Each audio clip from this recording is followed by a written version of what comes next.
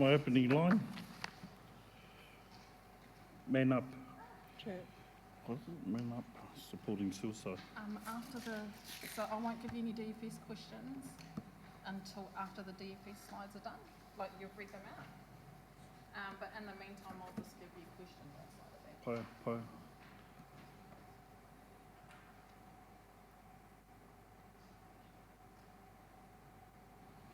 Kia ora everybody, this is Man Up, Waikato, supporting suicide prevention.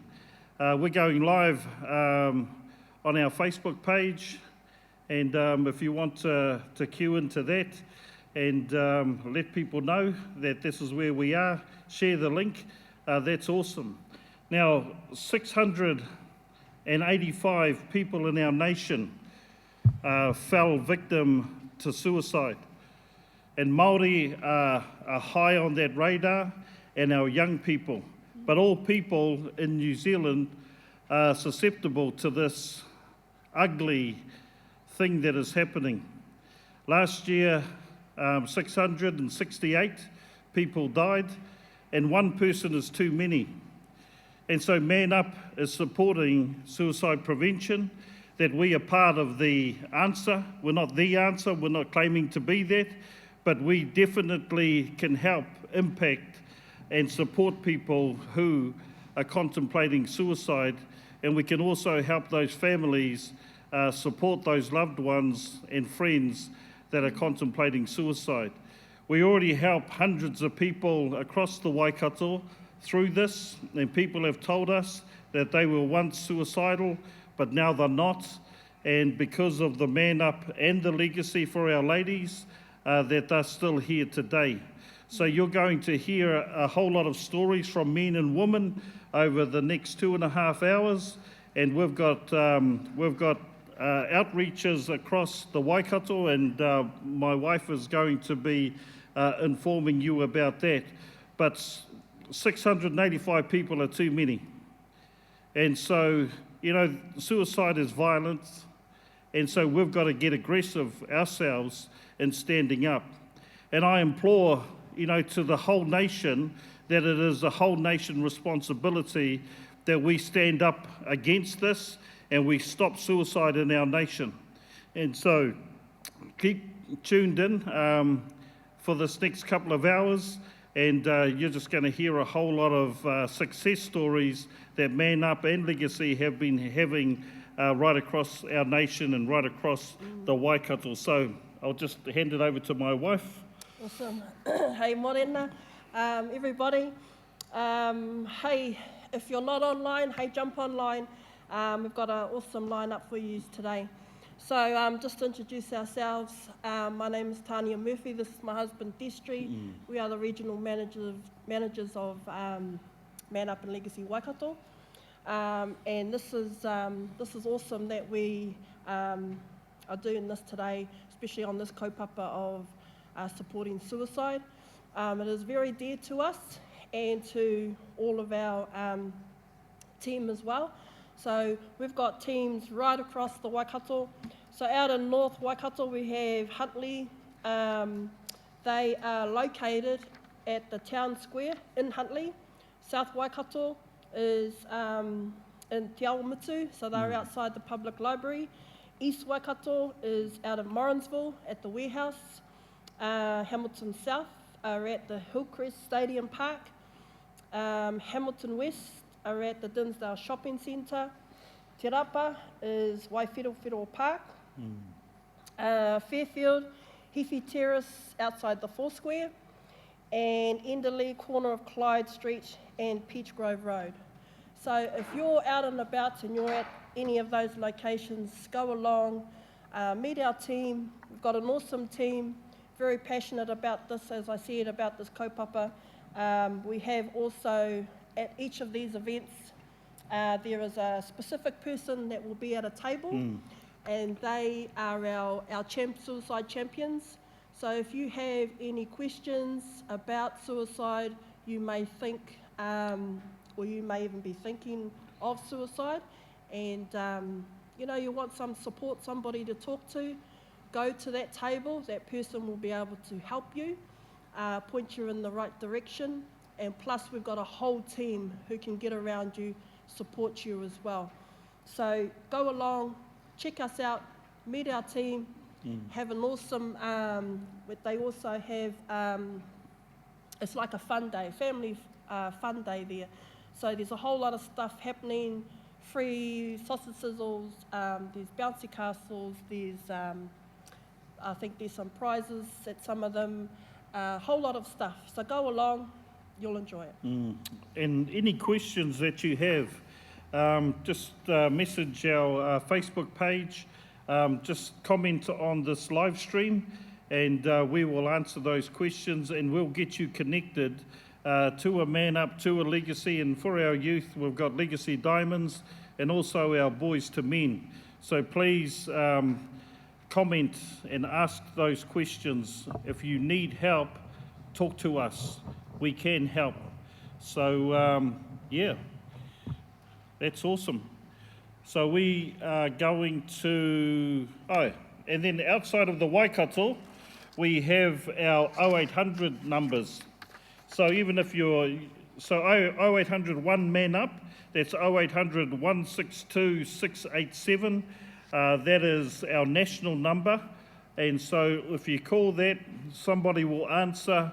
And you can also ask questions there and get connected to Man Up anywhere in the country. Also, we have for our ladies 0800 110 582, and that is for our Legacy, and that's for our women. So anywhere across the nation, if you're wanting to know where you need to find somebody to help you, find a Legacy, ring that number, and we will connect you to someone.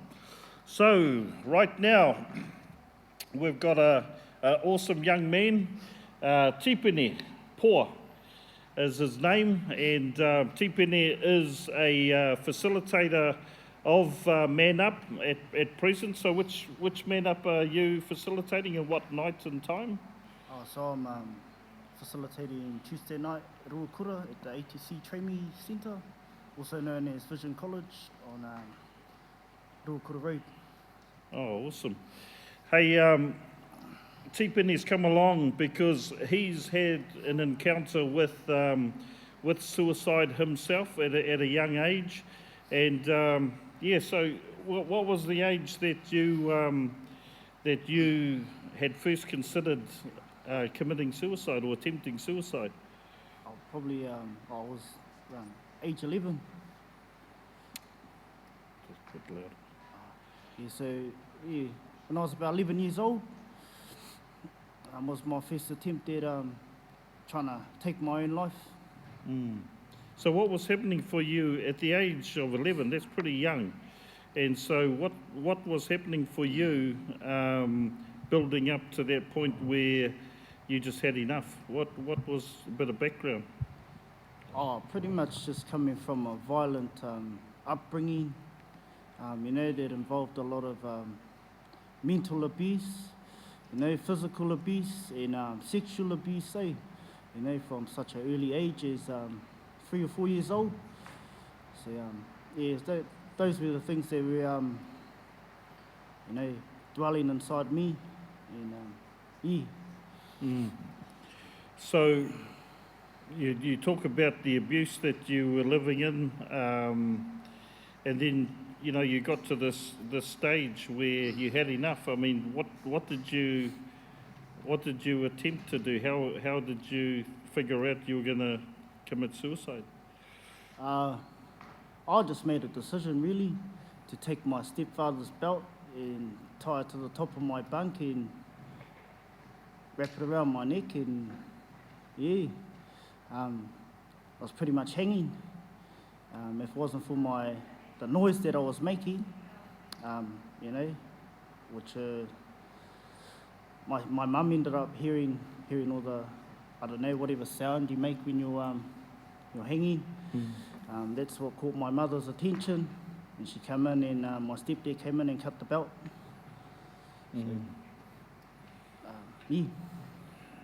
So after, I suppose your mum and stepdad came in, what were your thoughts after that? I mean, you know, you were here, you were still alive as a young child. What were your afterthoughts? Oh, lost really, lost in just unloved is pretty much what was running through my head at that time and for a long time. Yeah, I like to consider a phrase or whatever, however you want to put it. I considered myself as nobody's child. Yeah. So, were there any other times where you had considered suicide after that? What age? Oh, there was lots. I'd have to say around 15, 16, in the police cells down in Upper Hutt, Wellington. You know, attempted a lot of, you know, just trying to hang myself. Yeah. Just a lot of my hurt just followed me everywhere I went. So, yeah. And after that, what about, you know, when was the last time you had considered? How many years ago or months? I'll say probably about 2 years ago, really, around 2017. Just, yeah, just felt like driving my car into something else. And, yeah, it's pretty deep. So all of a sudden you bumped into this this man up stuff, and you decided, what made you come to man up? Oh, was my my partner really? You know, if she never met this beautiful sisterhood called Legacy, you know, I wouldn't be sitting here right now. You know, so if she hadn't taken that step to walk through that door, I'd still be living in a misery, and yeah, still carrying those suicidal thoughts from the past and just hurting us. So what were some of the main points, you know, when you were inside of the Man Up group? What were some of the main things that helped you? I think one of the main things for me really was having somebody that doesn't even know me tell me that they love me, and just caring for me and making me feel like I am appreciated and I am loved. And yeah, that was more than enough for me. Awesome. So you felt so loved, you became a Man Up facilitator, eh? And now you're helping other men, you know, through abuse, you know, their abuses that they've suffered as well. So have you encountered men that you are looking after through Man Up? Have you had anybody that has been suicidal come through your group? Yeah, I have actually. I'm actually working with someone at the moment who was in that place, but no longer anymore. Awesome. Because of the love and care that Man Up has given me and shown me, I am able to give that back to this person who's in need of their help. No, that's awesome. So what's one piece of advice that you would give men that are out there contemplating suicide or wanting support, you know, maybe depressed? What's something you would like to say to them?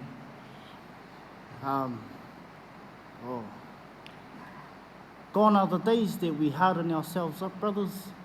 Whānau. You know, just know that it is all right to open up, speak out, share your story, and connect with anybody who has their time and their place in their life to connect with you. Because they're everywhere. You're looking at one right now, two actually. But you know, get connected, brothers, whānau. As was stated at the beginning, you know, we are part of the solution for suicide awareness.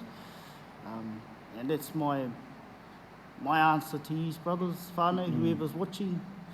Reach out, speak up, and let yourself be worthy. Yeah. Kia ora. Awesome.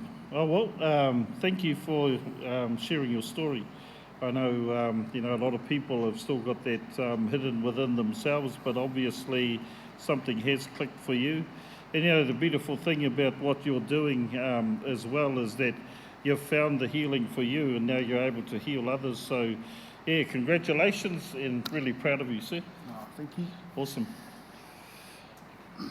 So that was Tipene, one of our Man Up facilitators here in Hamilton. And what a powerful story. And, you know, there's a lot of our men that are inside that same situation as Tipene, that haven't been heard or been able to vent their stuff. And Man Up is that definite place where you can be heard and not judged. And the Tipene is the evidence right there. So we're going to go right now out to Rahui Pōkeka, to our team out there that have got a outreach going on. So kia ora. Kia ora! Kia ora. Morena. Hey, you guys look like some rat bags out there in Huntly. Especially that one in the middle. Can't hear you. Can't you hear me? Can now. Can you hear me now? Yes. Yes. Well, I'm just looking at that mischief lady in the middle. In the box. So how's it all going out there in Huntly? Fantastic. Look at all the people with the sun. The Lord is showering us with the sunshine. I think it's raining in Hamilton. Oh, it's You to think of the universe, man. It's the Lord brings everything out here. Yeah, see, I told you, rat bags. Hey, thank you for coming online now. I'll talk to those other two ladies, not you yet, Tanya, so Altea and Chick. Now, you guys run a group out there at Huntly called Huntly Why Suicide. So can you tell us about what that group is all about? Initially letting people know that if there's an issue with the suicide, we're there. We need to help. You know, why is it happening? We'll put it all first, and then how to deal with it. No, that's awesome. I mean, we need groups like Why Suicide out there at the grassroots level and helping people that may not access, you know, the so-called professional help, and that they need to connect with community people such as yourselves. So I'm guessing that that's going to have some expansion in the near future, yeah? Yes. I live in Hamilton. I'm in Huntly, Haru, in Rahui Pōkeka, and I work right here in the centre. So, and I have a lot of rangatahi from the age of 16 and older who have those skills. So we talk about it constantly. So it stops them from going that way. So you've got another meeting coming up, I believe, on the 16th of September, and just to inform people about why suicide, and also to come along and have a look-see and how they can help the community of Huntly. Yes. We want more people to come so we can create a wider awareness of that there's people out here that are willing to help, and that you don't necessarily need to be on your own. Because, you know, we all partner, we've got to support one another. Yeah. And that is about acknowledging each other. You know, when you see a person, say hello to them. It doesn't cost anything and it doesn't take much time. so that they feel, oh, these people do notice that I'm here. And that's what we got to do. We got to acknowledge everybody that comes down past us. Yeah, help them make a choice, stay, choose to stay. Yeah. Well, we can't wait for, I suppose, the government or anybody else. You know, if we wait around there, we might be waiting till we're 6 feet under. But, you know, we have the capability of supporting our communities because we're part of the community, and that grassroots approach, I think, is the way that we need to do it. And it's awesome that Huntly is doing that very thing. Yeah, and that's what we got to do. We got to play things that suit our own communities. Because, you know, like what we've always discussed, we got to do it from the bottom up, grassroots up. We're the ones that live with the people. They know us, we know them. And we can't just depend on the pathway that the people up the top are giving us because it's not working. So we got to devise our own methods to help our own people. So, Tania, Ms. Tania Cooper, I know you run a legacy out there at Huntly at Wāhi Whānui. No, which night are you on? So we're at Wāhi Whānui on a Thursday night at 7:30.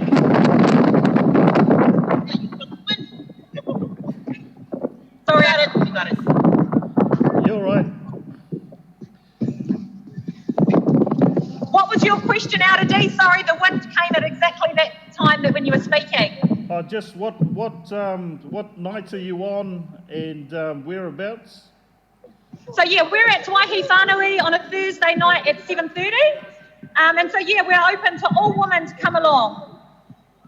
Now you've had a bit of a stint to do with suicide yourself, and I know that we've got our victory rally on tomorrow, and that you'll be speaking at that and you'll be sharing your story. So that'll be something else for people to come along to hear your stories. So yeah, I'm looking forward to that. Awesome, and me too, Elder D. You know, it affects all of us. Suicide has affected everyone's lives. So I'm really excited to share my story, and hopefully my story can encourage somebody else to reach out. Awesome. No, that's awesome. Hi, Tan. Hi, Tom. So what are some other groups out there? What are some other groups out there? Legacy and Man Up groups, and also our young people's groups. What nights are they? So we also have Legacy Diamonds that runs on a Thursday night at Wāhi Whānui as well, 7:30 to 8:30, and we have Boys to Men that also runs at Wāhi Whānui on a Thursday night from 7:30 to 8:30. Awesome. And so you're on a Thursday night. Is there a legacy on another night as well? So yeah, so we've got Legacy that runs on the east side of Huntly as well, that runs on a Thursday night from 7:30 as well, and we also have a Tuesday night for those that can't make a Thursday night that runs at Wāhi Whānui, same time, 7:30 to 8:30, and we have a Man Up that runs alongside both of those nights as well. Awesome. So it's really a good family outing, I suppose, and a good family supportive groups out there that help a whole family. Hey, so you've got Man Up, Legacy, Boys to Men, and Diamonds helping a whole family, pretty much, eh? It does, and we have many whānau that come and, you know, they drop their sons off at Boys to Men. The women will come over to Legacy, and the men go to Man Up. So it is very inclusive to all whānau, and that to get involved and do, you know, be a part of Man Up and Legacy, Boys to Men and Legacy Diamonds. Yeah, awesome. Hey, look, we look forward to hearing your story tomorrow at the Victory Rally. Yeah. And I just want us mihi to Aotea and Chick just with the mahi you guys are doing out there in Rahui Pōkeka. Just want to mihi to yous, doing an amazing job. And I think, you know, working together collaboratively, you know, we can make a huge difference, you know, that we're all out there supporting the same kaupapa, you know, and I've attended a few of your fellas hui and just listening to you guys, your passion, you know, your drive, your love for the people, you know, it's just amazing. So ngā mihi aroha kia kōrua kia koutou katoa. Right. Kia ora. Kia ora. Thank you. Awesome. So just the numbers there, 0800 1 man up, 0800 162 687, and also for our legacy, our ladies, 0800 110 582. So we've got our legacy, our Destiny family services. So we have our man up and our legacy, and then our boys to men and our diamonds. In addition to that, we have other programs that we run here as part of Destiny Family Services. We just kicked off the Overcoming Anger class on Wednesday just gone, and that was a big turnout of people. And it's really awesome. I mean, we had about 50 people turn up, men and women. And, you know, people are not as whakamā now to come in and admit that they need some support. I think once upon a time, we never done that. And so that's a 6-week program, our Overcoming Anger. And so we've got 5 more Wednesdays to go. And that's at 7:30 at the Destiny Church premises. And that's behind Washworld on Te Rapa Straight. And you can access the building down Euclid Ave. So Overcoming Anger, that's $10 per person for people to come into that. Both my wife and I run that program, and if I may say so myself, it's awesome. So come along and join us this Wednesday coming, and you'll definitely have a life change when you hear what we teach there, because it all comes out of life experience.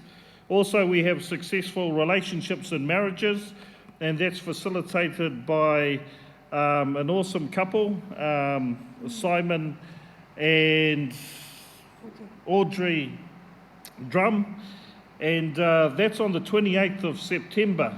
And so they're an awesome couple that have had a whole lot of victories in their life. You know, they've gone from struggle to less struggle to, hey, you're still going to have struggles, but the way you deal with them is the way your household runs. And they've got the victories, and they can teach you how you can have victories inside of your relationships and marriages also. On the 5th of October, Destiny Family Services have successful parenting, and the 5th of October, come along, and again, you're going to hear from people that have got that life experience, that have had their babies, their children, and also their teenage and adult children. So the parenting program is about teaching people how you must evolve as a parent, that you can't stay the same, otherwise you're going to find that there'll be speed bumps along the way, so we can help iron those out. And then the 2nd of November is prosperity planning. The 2nd of November is a good date to remember, and prosperity planning includes successful finances and also successful jobs and careers. So just on that one time that we're going to cover off those 3 bases. And also prosperity planning has a huge focus on you owning your own home. And so we have a whole lot of people that have benefited from that are owning their own homes because of this program. So if you want to be in that, let's do it together. So those are our programs coming up. Awesome. And I'm going to just interject there. So with our Destiny Family Services programs, we've got some giveaways. So just what you heard about each of our programs. So we're giving away 10 for 10 people. 10 of those, you get to choose one of those programs and do them for free.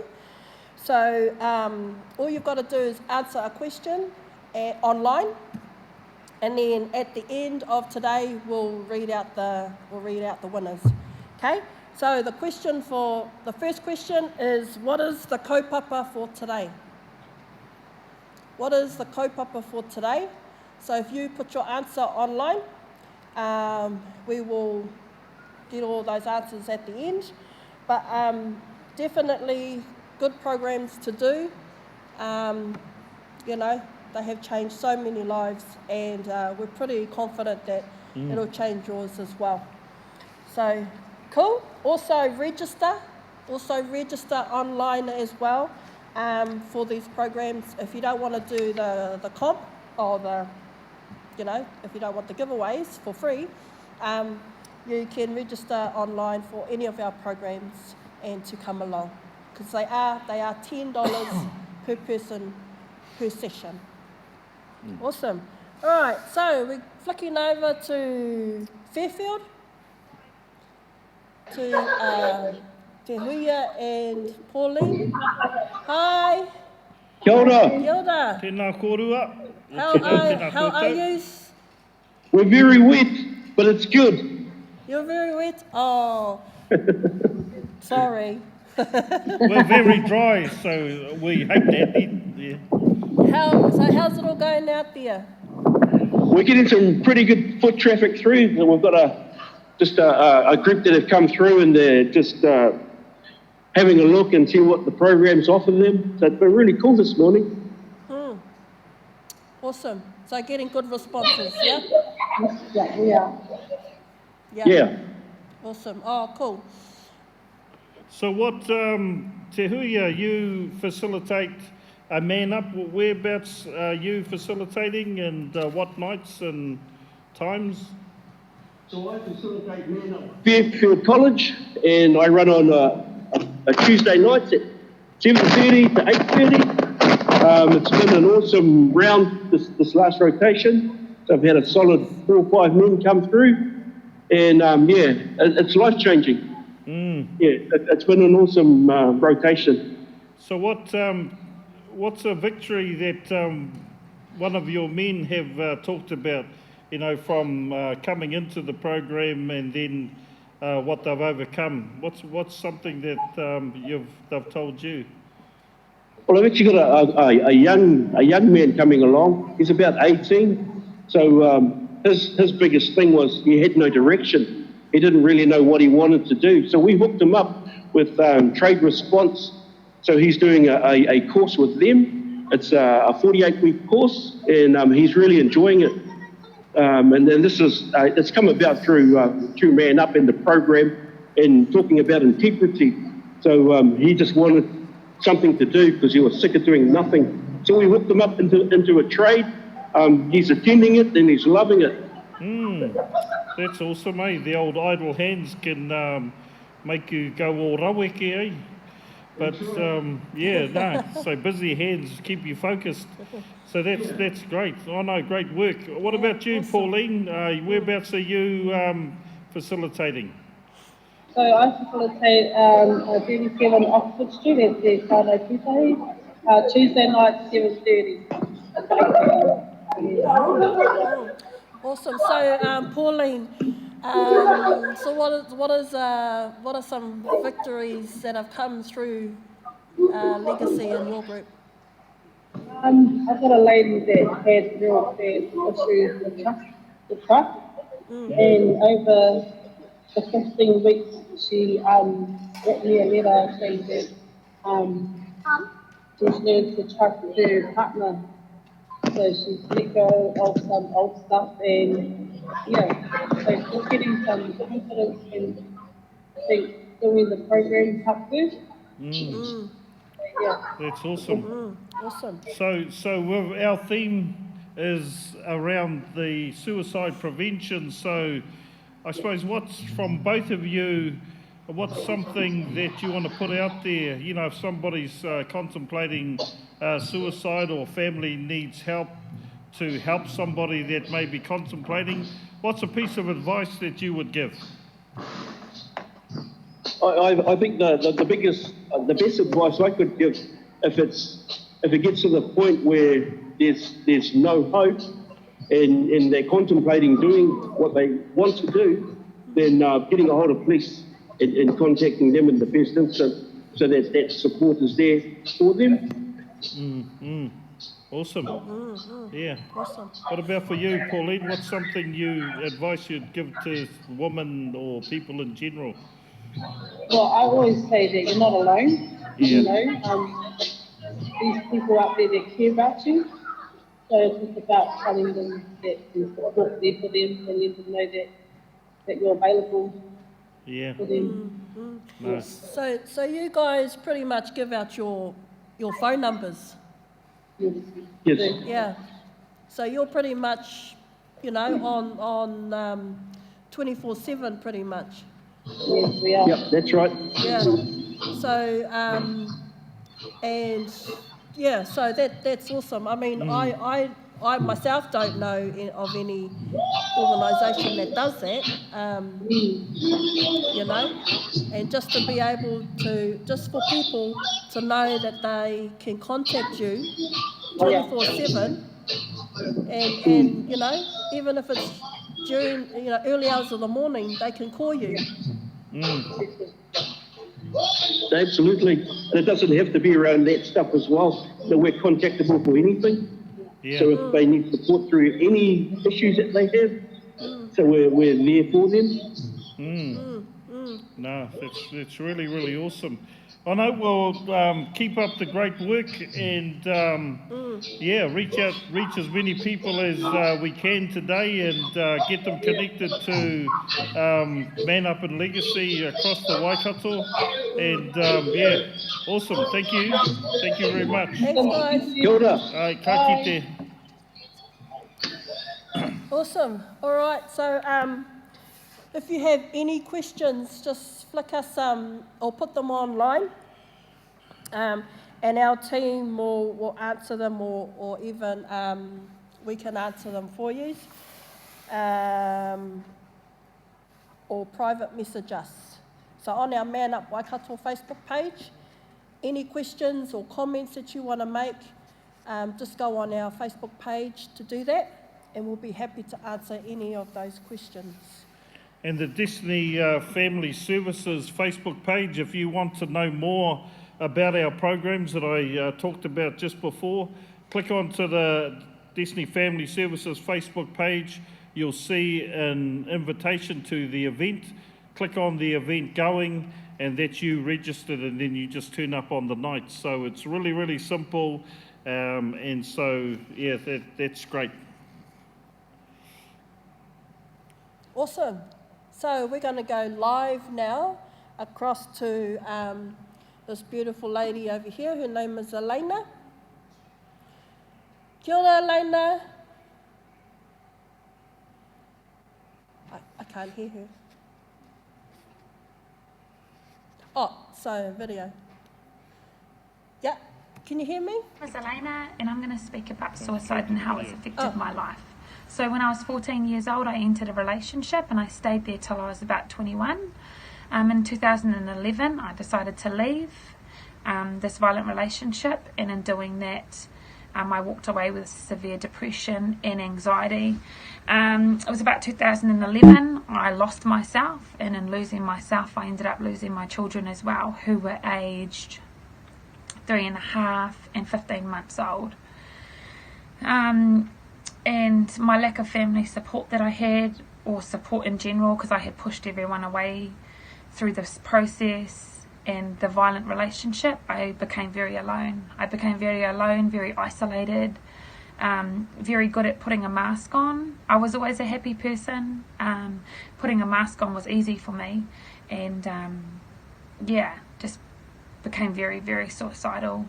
Behind closed doors, I was an alcoholic for 2 years. I drank every day after losing my children, and I suppressed my my thoughts and my feelings down with alcohol, but when I snapped back into reality, the thoughts were always there.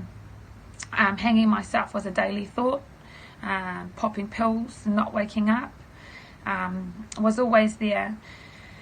And I stayed like that for 2 years. In the mix of all of that, I started to fight for custody of my kids in the hope that they would see changes that I was making through the hundreds of courses that I was doing. And I guess every bit of hope that I had when I had felt like I was making moves forward, just to always get looked at like I was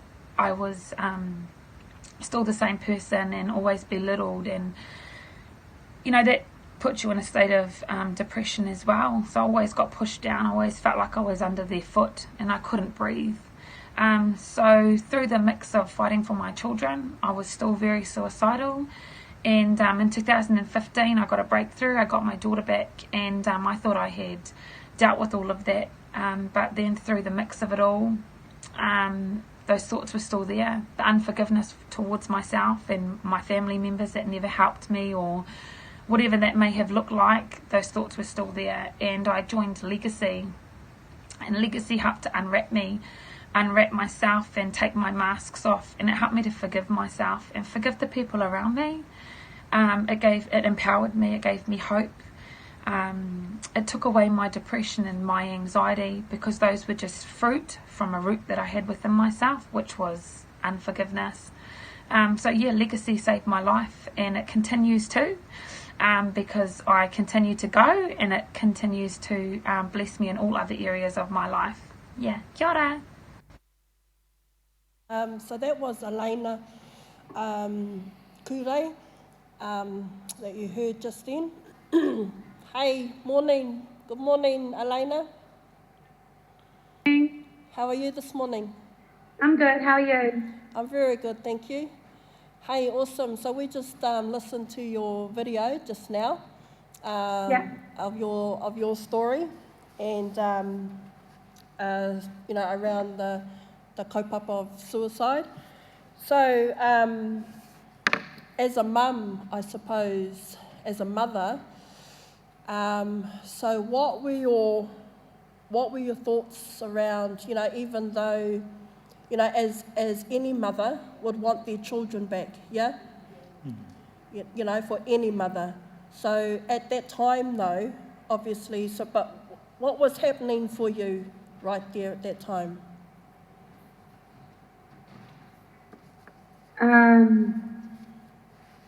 Oh man, I just had no support. I felt really alone and isolated, I guess, and like you have no control. I had no control over anything. That no matter what I said or done, it wasn't going to bring them back at that time. So you kind of not give up, but you lose fight. There's nothing left. Yeah. So, so what tipped you over the edge to want to kill yourself? I think for me, losing the kids was huge, as well as losing my relationship kind of the same week. But I went to visits from once a month for an hour and a half was how my visits started. And watching my children scream for me when I left, and not understand why they couldn't come home and blame me for why they weren't allowed to come home is what drew me to the edge. Yeah. It's quite hard to listen to.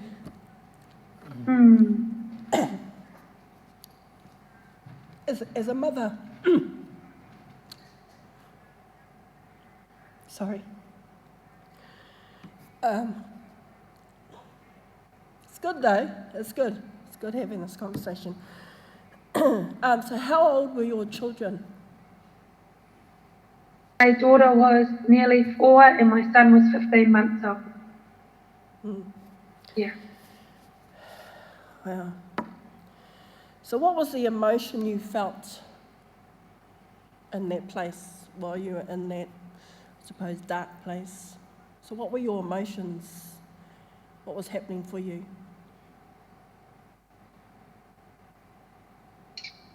I was really numb. I was very angry. I was misunderstood by everyone because I didn't know how to process my emotions, or I didn't know how to tell anyone how I was feeling without sounding like crazy, you know. So I built up a lot of anger. I was really angry, but very hurt. I was very hurt. I hurt everyone around me because I was hurt.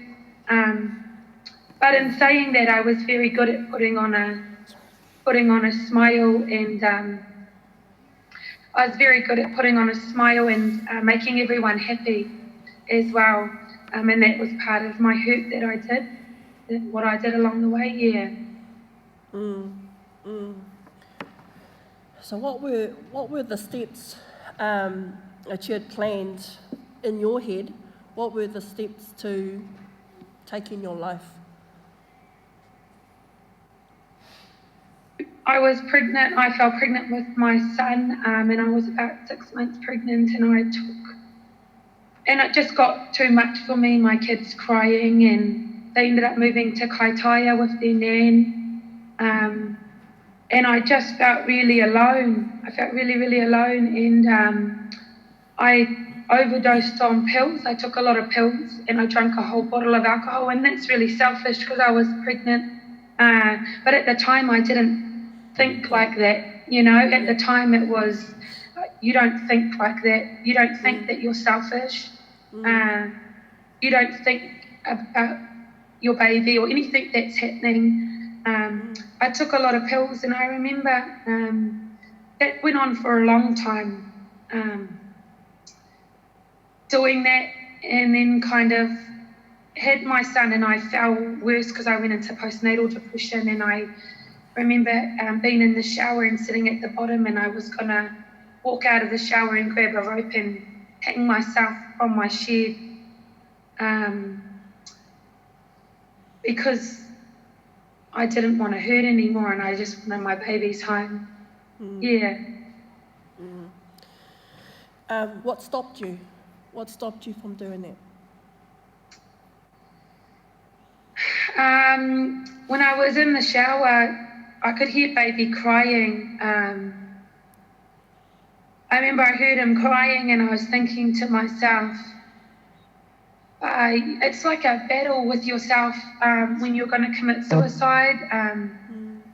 You battle with your mind and your emotions, you know, and my heart was telling me not to, but my mind was telling me to.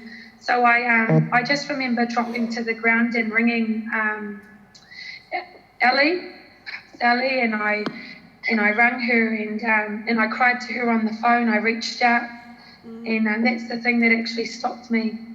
Yeah. Awesome. And so what was the support you needed? I needed to feel cared about, and that I was supported. I needed to feel like I could fight this. I needed people to tell me I could fight it, and that I was loved and I was cared about. Yeah. Awesome. And you attended a legacy group, and also you facilitated legacy as well.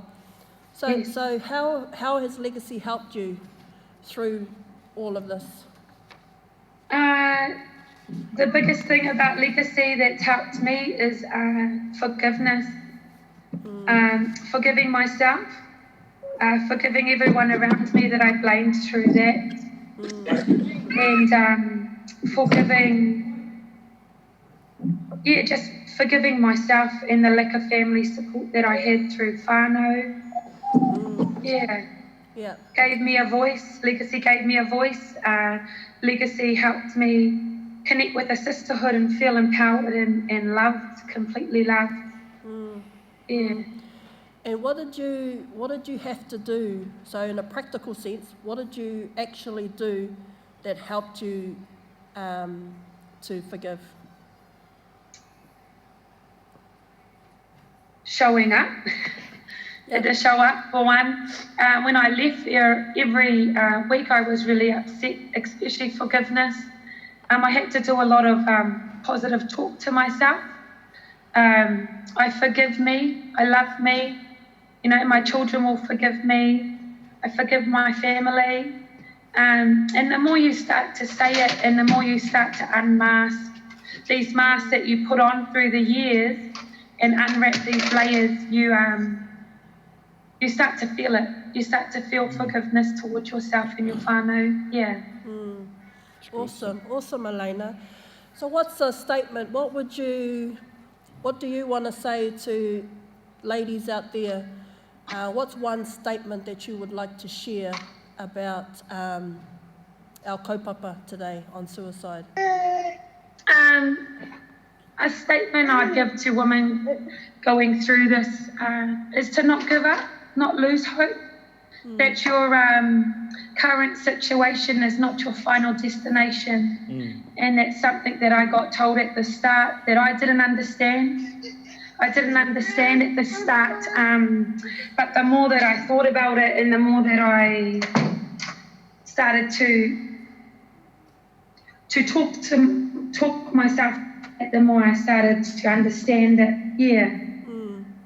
Awesome. That it is okay, that's not your place. You know, you can get your babies back. You just have to reach and dig deep, you know, and even if you are suicidal around it, know that your babies still need you and need you to fight for them. Yeah, awesome. Hey, well, thanks. Thank you, Elena, for sharing that with us. And I know that, you know, people who are listening right now can take something from your story from today. So thanks heaps and enjoy the rest of your day. Awesome. I will. See ya. Bye-bye. See ya. Well, there you have it. Another story on a I suppose on a different different avenue, I suppose. This one's come from a mother's heart. So you can see how important this is. This kaupapa today is so important. You know, we're losing so many people, and you know, if you're listening to me right now, my advice is you need to reach out. You have so many people around the Waikato right now who are willing to help, who are willing to meet with you even, call you, help you, support you in any way that we can, so that you don't have to feel the way that you do. If you're feeling depressed and you've got those suicidal thoughts, we want to help. We want to help you. So if you're listening to me right now, please reach out. We're here to help. Oh, that's awesome. We got some facilitator, some of our facilitators we want to show off to you at the moment.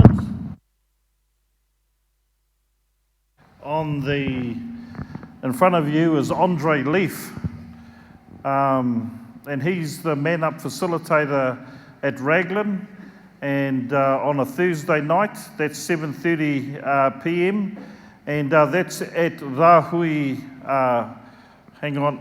Poihakena Marae, there in Raglan. And he's from Ngāpuhi. Yes, we employ Ngāpuhi people to help us here in the Waikato, and that's all good. Also, we've got Alana Grow. She's a legacy facilitator in Chaumutu on Thursday night also, and she's from Ngaitahu. Good old Ngaitahu. Shave Te Whare, awesome young man, this young man, and he's Man Up Ruakura Thursday night, and he's of Waikato and Ngāpuhi descent. Christine Watkins, legacy Te Kauwhata, and that's on a Thursday night, and she is from Te Kauwhata, iwi-wise as well, of Waikato. Dougie Shadrock, he's Ngāti Maniapoto man, and he's out there in Tekawiti, travels from Hamilton every week out to Tekawiti, him and his wife, and that's Thursday night.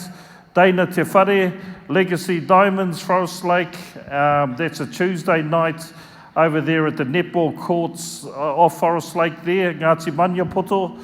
And Eric Edmonds, the man, Man Up Te Rapa, and that's a daytime Man Up that happens on a Tuesday. He also takes Man Up Huntly Tuesday night, and he's of Ngāpuhi again. Hayden Briers, Boys to Men facilitator. This young man is only 15 years old, but has a big heart to help his other young people. He's on a Tuesday night at Forest Lake, also of Ngāpuhi. And we have Hikitia, so the young man you just saw, this is his mum, Hikitia Tuoro, so she is in Cambridge on a Tuesday night, and another one from Ngāpuhi as well. Ngāpuhi. We also have India Katipa, she does Legacy Diamonds Hamilton East on a Thursday night from Ngāti Porou, where there's heaps of big kinners. Jonna Murphy is Legacy Diamonds, also in Huntly, on a Thursday night. She is from, her area is Ngāti Maniapoto. And who else do we have? Joseph Rapana, also in Huntly, Thursday night. Another one from Ngāpuhi as well. Julia Soper, she is in Livingston, Norton, Tuesday night, from Ngāti Porou. Karina Brown, over in Fairfield, Tuesday night, also from Ngāpuhi. Karihana Kohu, so he is in Norton, Tuesday night, from Ngaiterangi. And we have Cody Edmonds, Boys to Men Hillcrest on a Tuesday night, also from Ngāpuhi. Leighton White's Boys to Men Enderley on a Tuesday night. He is Waikato and also Taranaki. Awesome. Awesome, eh? Those Ngāpuhi, they're big hearts because there's... But you know, at the end of the day, we're one people, and we all need to be standing to do what we need to do to smash suicide in our country. So right now we have another Ngāpuhi man, eh? White/Waikato, hey, we got a bit of both there, the Reitu Reipai connection. So this is Lenny, and I'm just going to get you, Lenny, to introduce yourself. Kia ora, my name's Lenny Snowden, and I'm a Ngāpuhi, and my mum's a Waikato. And I'm a facilitator for Matamata, down there in Matamata Memorial Centre on Thursday, 7:30 at night. No, that's awesome. And you're another mighty man that once had a waltz with suicide. And how old were you when this crept into your life? I think when I first started to realise I had a problem with suicide was when I was in my late 20s. By that time, I was abusing alcohol quite regularly, and I guess that's probably why I understood I had a problem with suicide, because I was just getting carried away, drinking too much. It wasn't normal. Yeah. So what about? So what caused you to be drinking all the time? What was some of the upbringing stuff that may have contributed to that point in your life around contemplating suicide? I grew up in a house where my mum and my dad were alcoholics, and so when I was growing up, I thought that was normal. I thought that was the way to live. So I became that, but in doing that, I also created a lot of other dysfunctions, a lot of anger, a lot of rejection, and you know, I just started to become violent in the end. You know, to the people that I you know, associated with. Our house, it wasn't the best. You know, we never had much food. My mum was bringing me up by myself. I had other siblings, but they were all old enough and they moved out. So I kind of felt just me and mum were just doing it ourselves, I guess, and I had to be that father role, you know, a responsibility of taking care of my mum because she was just drinking so much. Had to grow up before your time, eh? Yeah.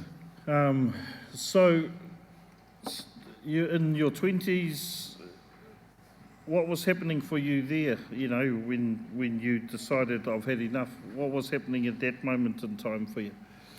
You know, at that time I was in a lot of relationships with women, you know, in and out of relationships, and I believe that stemmed from my parents because they were separated, and I carried that through my relationships, and I couldn't hold a relationship. And every time I left one, or they left me rather, because of the way I had with all these problems, they just couldn't handle it. So every time I got rejected from them, I just felt like doing something wrong. At times I felt like running in front of a car and just ending my life. And I started cutting my wrist when I was young, and I just went on, and I don't know why or how I ever got out of it, but I do realise that I had to run to a substance to you know, to numb those pains out, to try and do something worse to myself. So there was some of that rejection from, I suppose, from a parental side of things, and then all of a sudden these women were doing the same thing, you know, just saying, I'm out. And so yeah, that must just pile up on top. So, you know, so when this person left you that time, what were you going to do to yourself? How were you going to kill yourself? Yeah, I just, you know, just this dark place, and I just, everything just went black, you know, and I just thought, well, all I could see was, at this time, was I could see some car lights coming in front of me, and I just felt like running out onto the road and just ending it right there. It didn't bother me about who was, you know, because there was no one worried about me. That's how I felt. No one, there was nothing at home. Mum was doing her own thing, and then the relationship, they just didn't care. So what was the point of being here? No, that's right. So have there been times after that initial time, have there been other times where you wanted to commit suicide? I guess I went into rehab in 2009, and I guess that was the time when I first started to talk about it, because I wanted to get off the alcohol after 35 years.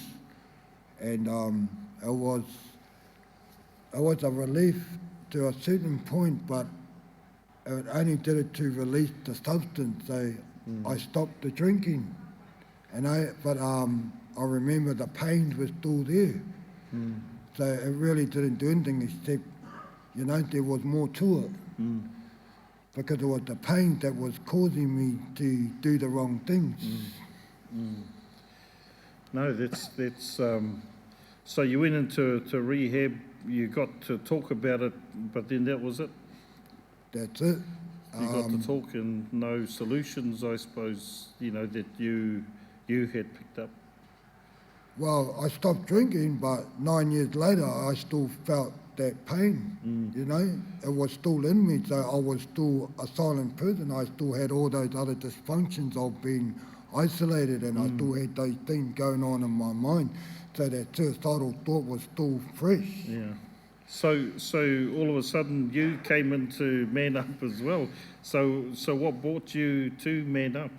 I guess for me, I just got to a point where I didn't feel whole. There was something missing in my life, and I'm pretty much 100% that I was still part of this thinking of suicidal when I was younger, an issue that I hadn't dealt to the fullest extent.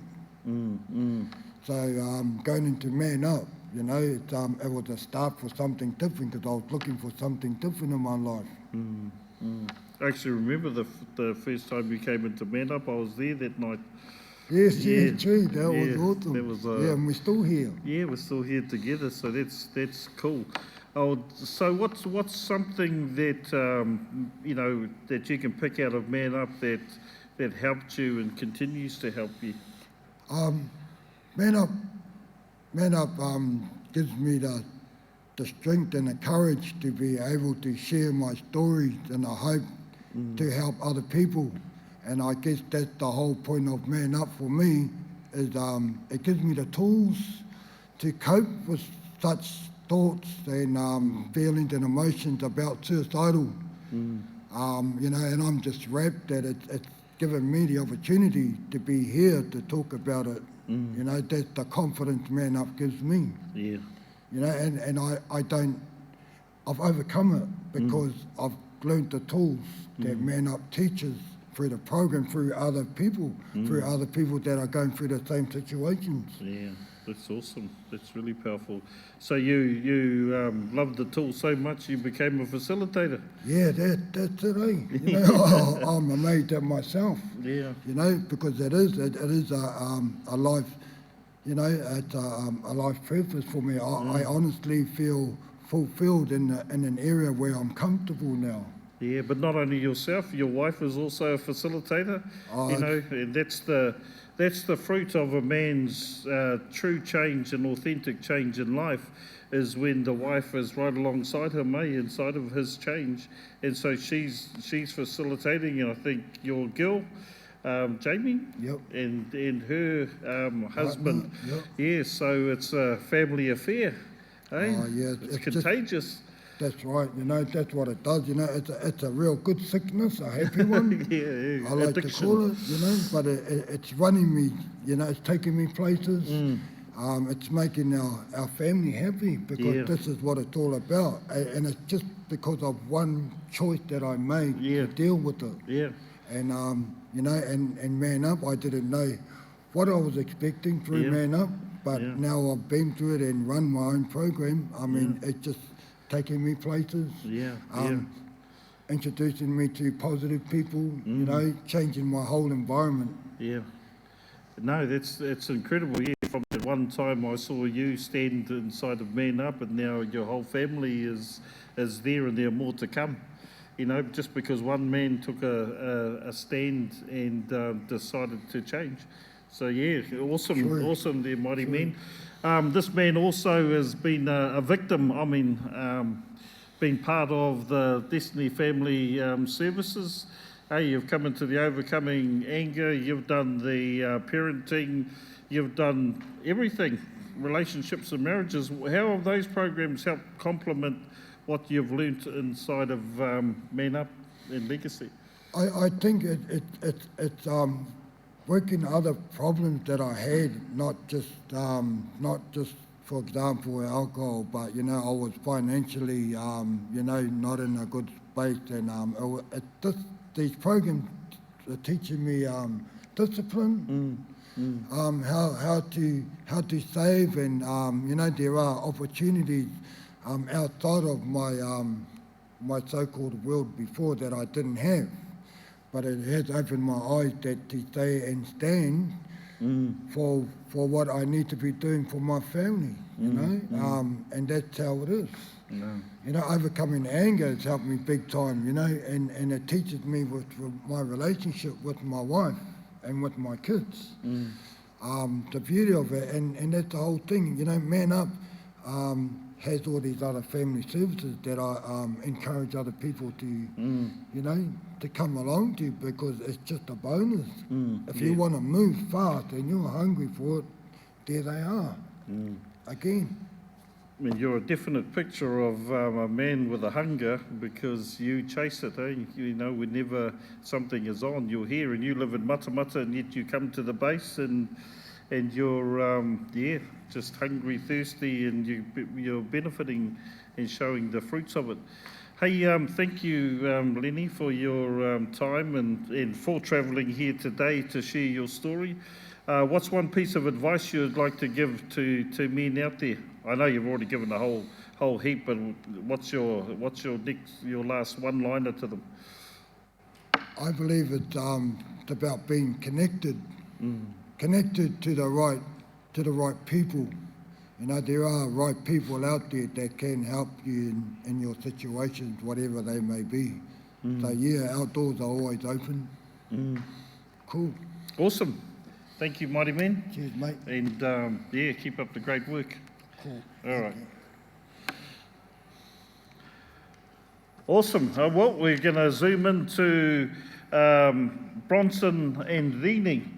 Actually, this awesome couple are the people who have looked after Lenny and his family out there in Ngāti Haua land, and I suppose the fruits that you just heard of Lenny speaking have been mentored by this couple. So, Bronson and Rini, is it just you, Bronson, or are you Rini as well?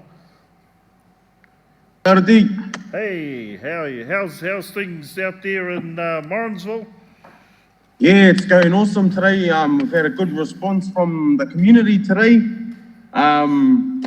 Yeah, the subject suicide has really touched this community. We've had a whole family here that have been affected in the last couple of months by suicide. So they've all come down here to support, and the mother and the brothers and their extended family. So it's been awesome just to have them here with us and to know that they got support as well. No, that's the one. So what are you guys doing out there? What are you doing in the community today? So we're out here today. Just we got a free barbecue out here today. We got free chicken burgers. We got a brother out here doing beatboxing on the speaker. We got people hitting the streets and support with pamphlets and stuff like that to be able to connect with the community to say that we're part of the answer with suicide prevention. And it's going really well. We had an awesome response, you know, and yeah, people are still lining up out the door there. I'm in the car actually right now because it's wet outside. Yeah. Well, they're obviously enjoying if they're lining up. So whereabouts are you based at the moment? We're in the warehouse. We're at the warehouse in Morrinsville. You'll see us. We're right at the front entrance. You can't miss us. So who are the facilitators out there at Morrinsville? And I believe you've got a new group kicking off next week. Yes, we've got Caleb and Jamie. So Jamie she'll be starting Nighttime Legacy Tuesday night, 7:30, and Caleb, her partner, runs the Man Up Thursday nights. We also got Rehana taking over the Daytime Legacy as well, here in Morrinsville on a Tuesday afternoon. So yeah, it's awesome. This place is really acceptive of it, and no matter where it goes, you know, people are open. So that's always a good thing.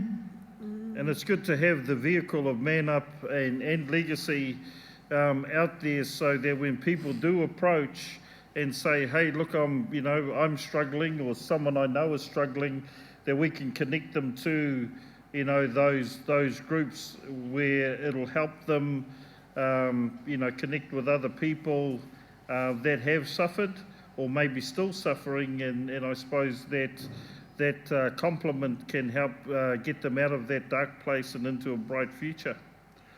Yeah, that's right. We've had one mother.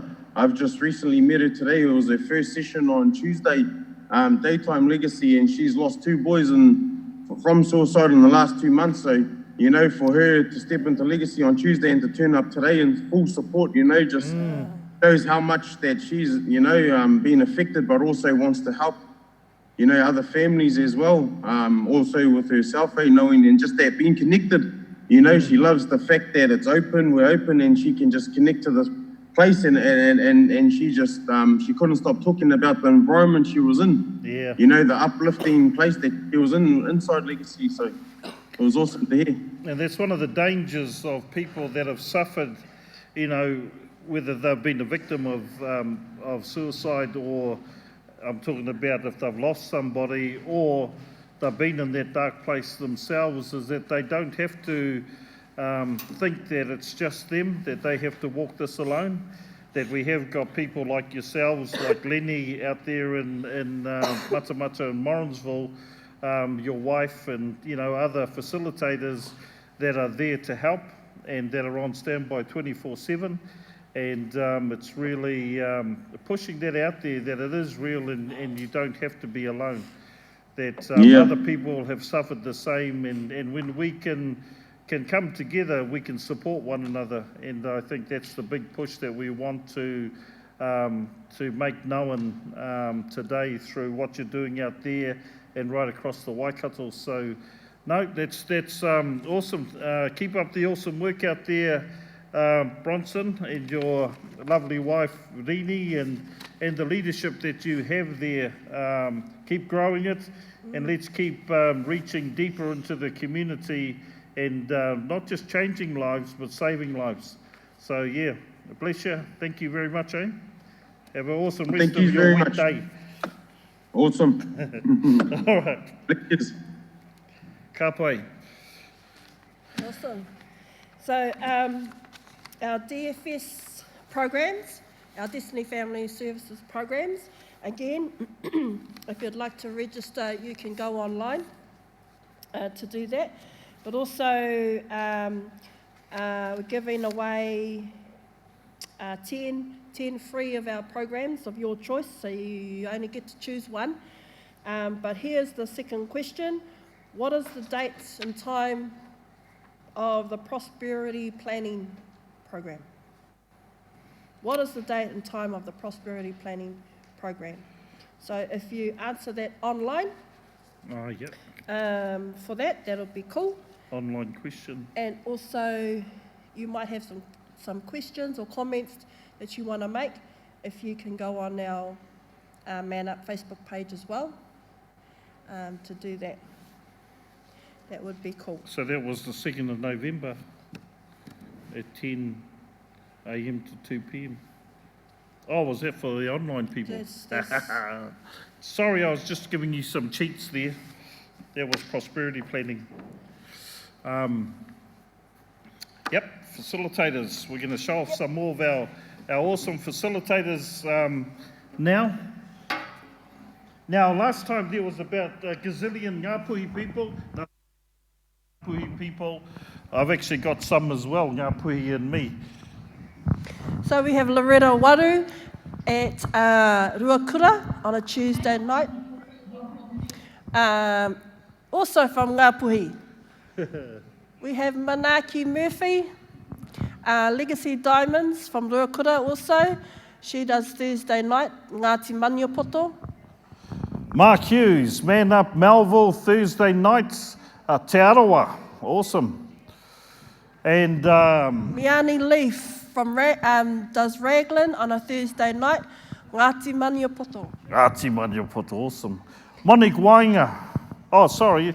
My wife was supposed to do this one. Anyway, Manaki, and this is our other daughter, Monique Wainga, and she does Legacy Diamonds in Te Awamutu Thursday night, and she's on her nana's side as Ngāti Maniopoto. Naomi Jews Te Rapa on a Tuesday daytime, and she is from here, Waikato. Paris Soper, Man Up Enderley, the mighty Enderley, Thursday night, and he's Ngāti Parau, Hicks Bay. Patrick Wainga, he can't tell jokes for nothing. He's my son-in-law, sorry about that. But Man Up Hillcrest, Tuesday night, and he's from Te Whānau Apanui. Paula Edmonds, she does Huntley on a Tuesday night from Ngāti Kahungunu. Ngāti Kahungunu. Ka pai. Our people. Looks like we're zooming out again to, where are we zooming to? Emmanuel and his wife Loretta, and they're in Hamilton East. Kia ora, tēnā korua. You can't hold us down, it's time to break every chain. We the top that you tell me hating. Bye. Bye, guys. We can sort of hear you. Who's that? There's somebody on a speaker over there. Yeah, we've got Paki over there just started. Oh, cool. Yeah. Oh, it's good to see the sun. The sun is shining over there. It's just come out just in time. The sun's shining inside here too, so whereabouts are you guys based today? We're on the corner of Clyde. We're on the corner of Clyde Street and Peach Grove Road. Awesome. We're right at the light. Right on the lights here. So how's the engagement with the community been going? Pardon, sorry, you cut out there. How's the engagement with the community been going? Oh, it's been spot on. Like, it's been so amazing. Rain or sunshine, they've been showing up today, which is awesome. Yeah, so have you've got a table there for the suicide prevention. Have you had many people come up and have a bit of a cordial about suicide? Go over there. Sorry, we're just going to move just sorry because you're breaking out a little bit.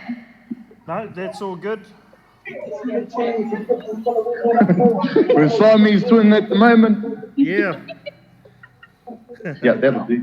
Cool. Don't get run sorry, over. what was that? Have you had any corridor around people who have been talking about suicide and any information that they've needed? Yeah. Leighton,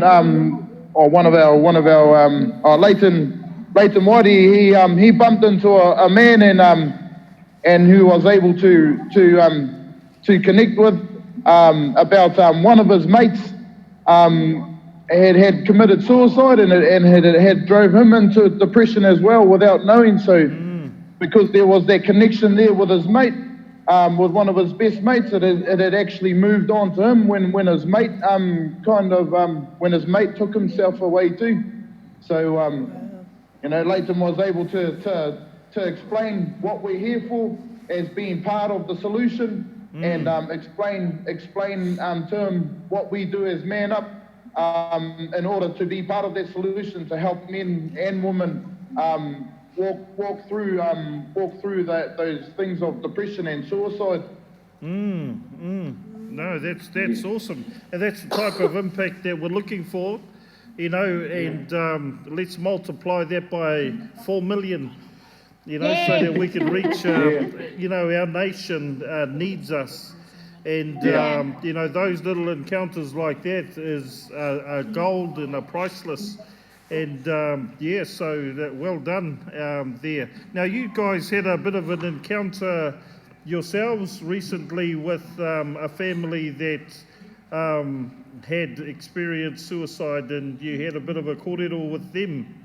What happened there? Yeah, we had what was awesome is we got to actually catch up with a mother and daughter, and they had, the daughter had suffered from her partner committing suicide, but it was awesome because having a mother and daughter come together to seek help, knowing that, that thing of suicide was trying to hinder them, but what was awesome is actually one of their family members was connected to Legacy, and they had seen the transformation in her. And for them, that was like the pure example of that's where I need to go. I need to go to her because she's being successful. She's come a long way. And so for us, our captain reached out to us because she only knew so much around suicide, so she went higher to some more advice on how she could help them. And they rocked up to their first time of Legacy on Thursday, and not only did they come, but they brought another family member with them, and they're just keen, so it's just awesome being able to be available to these ladies. That's absolutely brilliant. The other thing is just being able to lead them into a purpose, because I think I'm not saying it's with all people that struggle with suicide, but I think with some, they've come to the end of the road and they don't, all they see is a dead end. So, when we're speaking to these people, we're you know, we're trying to offer them purpose, you know, so that they see a longer picture that involves life, not just living, but life. And yeah, just installing that hope that it's not the end at where they are, and that we're here to walk with them, you know, into their purpose, whatever it may be.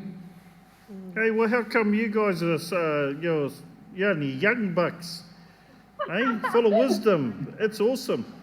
And I think I it's that. suppose if we've been in a situation where, you know, even ourselves, at a young age, being young parents, you know, the reality of life is tough, you know, but for us at a young age, you know, we were 19 and 21 when we came into this movement, and now we're 24, 28, and our life has transformed, but we've only been able to do that by keeping that connection, you know, and it was uncomfortable, but we're still here, you know, and I'm pretty sure it was you at the start, you told us, no matter what, we show up, and we're still here. No, that's great, and I mean you're already reaching many lives, and you're going to reach many more. So, you know, that's what I love about the Man Up Legacy, for our youth, our Legacy Diamonds, and also our Boys to Men, is that this machine is run on heart. And, you know, every facilitator that is out there, they've got a heart for people. And we just heard it from you and the other people that have already spoken, and that, you know, money's not an issue. You know, it's just give us the people and we'll change their life and save their life. And so that's what people need to realise, is that Man Up and Legacy, it's not a funded thing, but it's a heart thing. And that we're here and available. We're very accessible, and just like you guys in the rain as well as the sun and the snow. And no, just thank you heaps for your work and for your love for people, and keep winning some more of those people that are and touch their lives, even outside that. Is it a liquor store? Well, perfect place to be, eh? Because that stuff doesn't numb nothing, and it doesn't take away hurt, but you guys will. So bless you and your team. Bless you. Awesome. All right. Bye-bye. See ya. No, that's awesome. So just for those people, 0800 1 Man Up, 0800 162 687. You can call, and for our legacy, for our ladies, 0800 110 582 are the numbers. Awesome. So again, if you're out and about, go to one of our locations across the Waikato there, and there'll be somebody there. There's a table there where we've got our suicide champions who will be able to answer any of your questions that you might have. And also it might be, you may know of somebody who is thinking about suicide.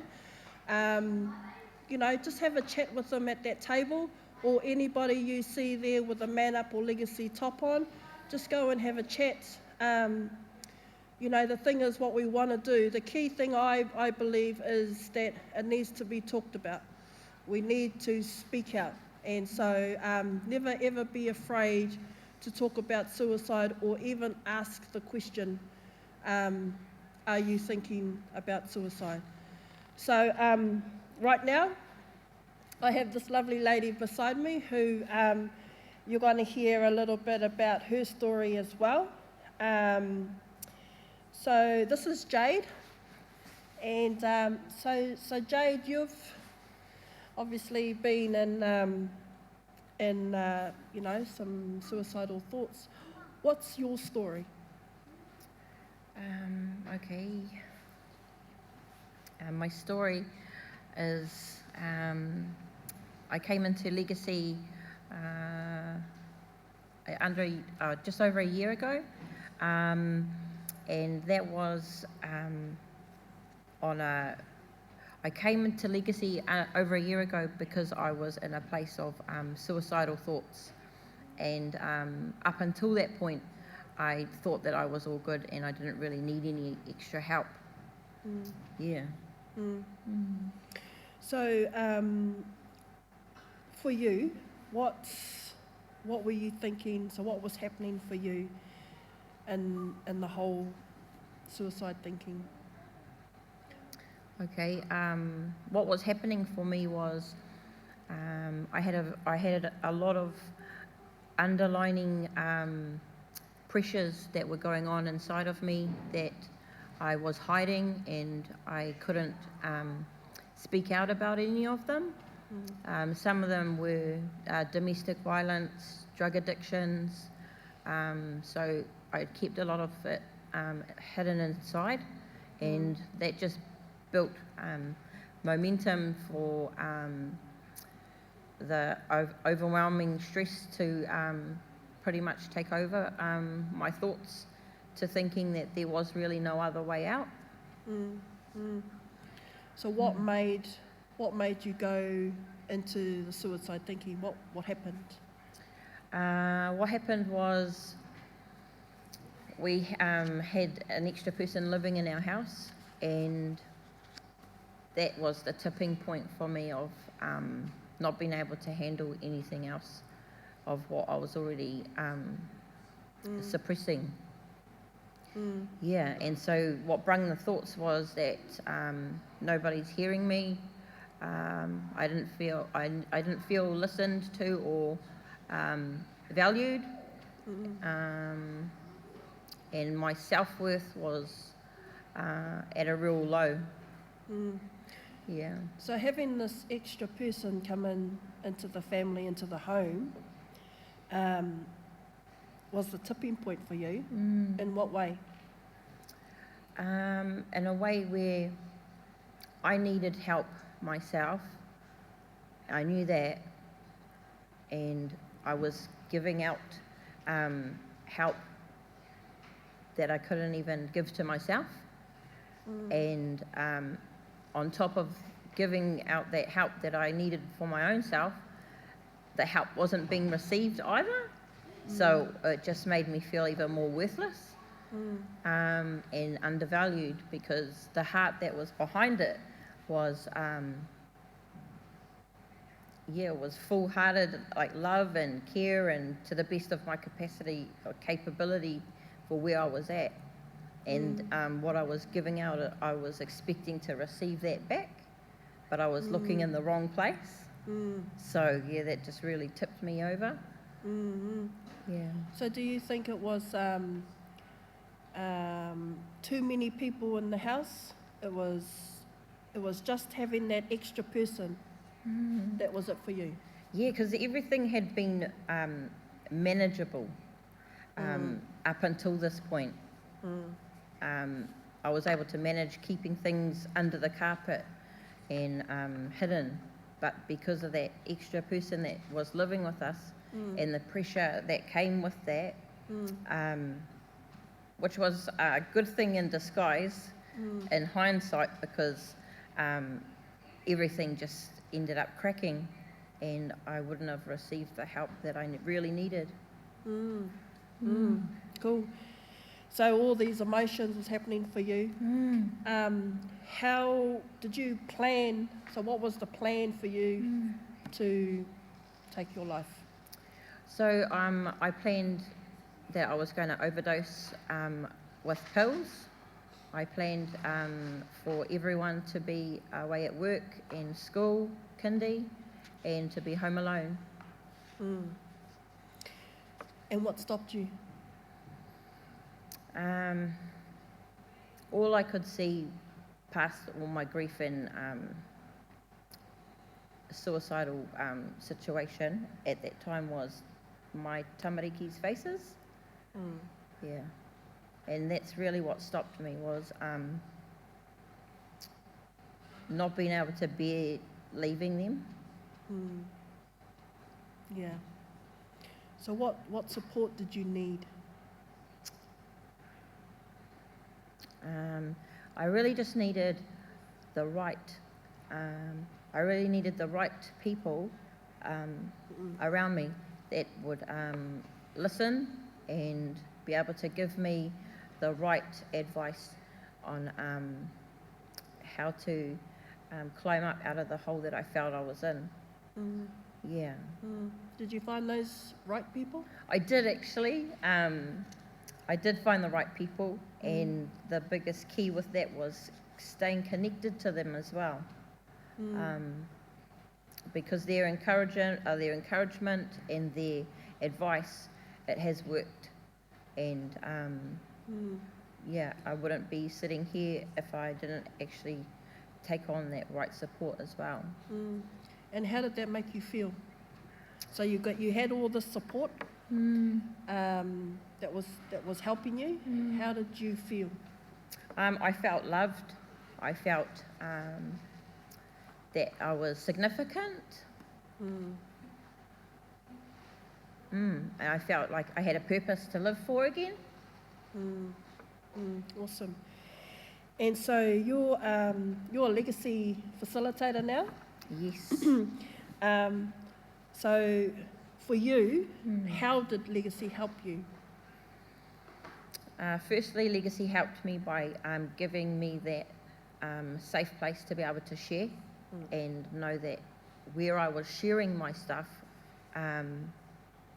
it was the right place that I was going to be able to get answers and support and tools to help me. Awesome. And so whereabouts do you facilitate now? So I facilitate at Peach Grove Road Intermediate on Tuesday nights at 7:30. Awesome. And so now you're able to help other ladies out there who are, thinking about suicide, or even have family members or know of somebody who are thinking that, which is awesome. Have you had any ladies in your groups around this kaupapa? Not around suicide, just, Not yet? Not yet. But it's just good to know that Jade is available, and all our facilitators are 24/7, so you can contact them at any time. So that's how easy and accessible we are. And just to, just to hear your story today is another story for today. And just so you all know, if you're in the Peach Grove area, go along, come and meet Jade. 7:30 on a Tuesday night. I'm a lot more different off camera. I'm just nervous, sorry. Sorry, Aotearoa, I'm a little bit nervous. She's done well today. And we've got many stories of people who can share their stories about where they've come from and where they are today. And so this is another facilitator who has been through the suicide attempts, but she has come through the other end and is now out there helping other women. So thank you very much, Jade. That was awesome. And continue to do the awesome and great mahi that you do. Yeah. And we love you. Thank you very much and appreciate everything that you do. I love you too. Awesome. Thank you. Mwah. Cool. All right. So now we're going to flick over to Hillcrest. Zoom into Hillcrest. Oh, kia ora. Kia ora. Kia ora. How are you out there in New Zealand? Awesome. Awesome over here in the Hillcrest area. Oh, yes. And whereabouts in Hillcrest are you? So we're corner of Wairere Drive and Cambridge Road at the Hillcrest Stadium. Oh, awesome. Cool. Yeah. What are the responses happening out there for you guys? The responses? The responses out here, it's awesome. We've always known this place to be quite full on because of the new park that's been just installed here at the park. And yeah, we've just had floods of people come in. Had a little bit of rain here, but the rain has disappeared and the sunshine's come out now, so everybody's come back outside. Oh no, that's awesome, Cody. suicide kaupapa that we're doing, how's that being promoted out there, and are you getting any responses to that? Yeah, so we're pretty much, we've got men, women, all deployed around the whole park, getting out there and just, letting the people know that there's a safe place they can come to talk, and to share whatever it is that they're going through, and letting them know that we're in support of, the suicide prevention and that as well. So, yeah. So you've got groups, I suppose, especially around the southern end of Hamilton. What are your groups around there? I mean, whereabouts are you looking after, and where are they based? Yeah, so we're looking after, we've got Hillcrest, so we've got the Man Up, Legacy, Boys to Men and Legacy Diamonds placed over there in the Hillcrest area there. We've also got Melville, we've got a couple of Legacy groups there, a couple of Man Up groups there. Yet to have a Boys to Men and Legacy Diamonds there, but that's in the pipeline. We also have Hamilton East, Man Up and Legacy, Boys to Men and Diamonds, and also further south we've got Cambridge as well with our Man Up and Legacy there. Oh, you've got some awesome coverage there just in your little patch, which has got a lot of people. So, no, what are some of the activities you're doing over there today? Yeah, so today we've got activities all over the place. As you know, as I mentioned before, we've got a brand new park there, so we've utilised that there. We've also got a brand new basketball hoop planted here at the park, so we've got a bit of basketball going on there with the kids and some big kids. And we've also got sausage sizzle.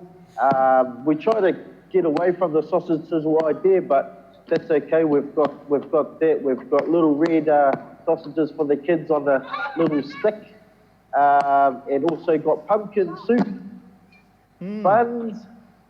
We've got fizzy drinks, water. We'll be there soon. Hang on, we've just run out. No, that's awesome. Now, you had a bit of an encounter, I hear, with somebody in a bridge at one point in time. Can you share that story with us? Yeah, so we were driving along, me and my wife in the car. We were just driving over to my parents' house, I think it was, and we went to go drive over, I can't remember the name of the bridge, but it's by the police station there, Hamilton City. And I just happened to see on the left, me and my wife looked on the left on the side of the bridge there, and there's a guy climbing up on the side rail there. I thought, oh, that's not right. He's not in his togs. So we pulled over. We stopped all the traffic. We knew what was going on. We knew that we had to intervene as soon as possible. So that's what we did. And we got out of the vehicle. We were able to get the guy down from the bridge. He was actually jumping off where the road goes underneath, not the water. Yeah. So his intentions were pretty bad.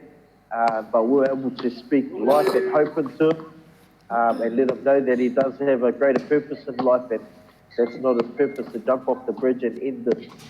So, we were able to, just really speak life into him, let him know that he is a good man and that people do care for him out there. Yeah, oh no, that's awesome. And, that's part of, I suppose, the cry that we have out to our nation, today, is just to everybody take responsibility like you and your wife did right there, just in everyday, I suppose, thing that you were doing, going to your parents, that you saved a life, and I think, if we're aware and we look and we give a damn, I think, you know, we can reduce that 685 that died last year. We can impact on that number just with actions like that. So, no, that's awesome, Cody, and thank you for your work, and keep up the great work, and keep saving lives. Awesome. Thank you very much. All right. You have awesome rest of the day out there. You too. All right then. All right. Thank you. Catch us later. See ya. So, just so far, we've just got word that just these activities that we've got at the 8 locations across the Waikato, that we've got a team here at the base that are following up people who are interested in Man Up and Legacy, that have put their names down into the books that are at those locations. And already we've got 50 people that have put their names down to, enlisted their interest to become part of Man Up and Legacy. We've got a team that are calling them now just inside our office next door. And I was just talking to our lady there that is receiving all of those names, and they're getting inundated with those names that are coming in. So, that's where it's at. Our team is out there just letting you know that we're kicking off again from week 1 next week on the Tuesday and Thursday.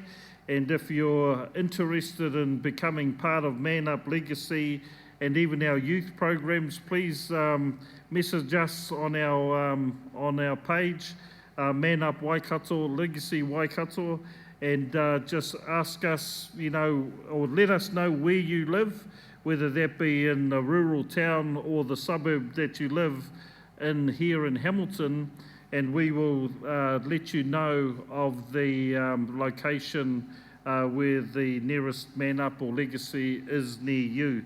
So, that's an awesome effort there. 50 people already wanting to become part of this organisation. Yeah, and also don't forget our Destiny Family Services giveaways. So we've given out 2 questions so far. Put your answers on our Facebook page, and they'll be drawn at the end of this. So we've still got some more questions to give out throughout this time.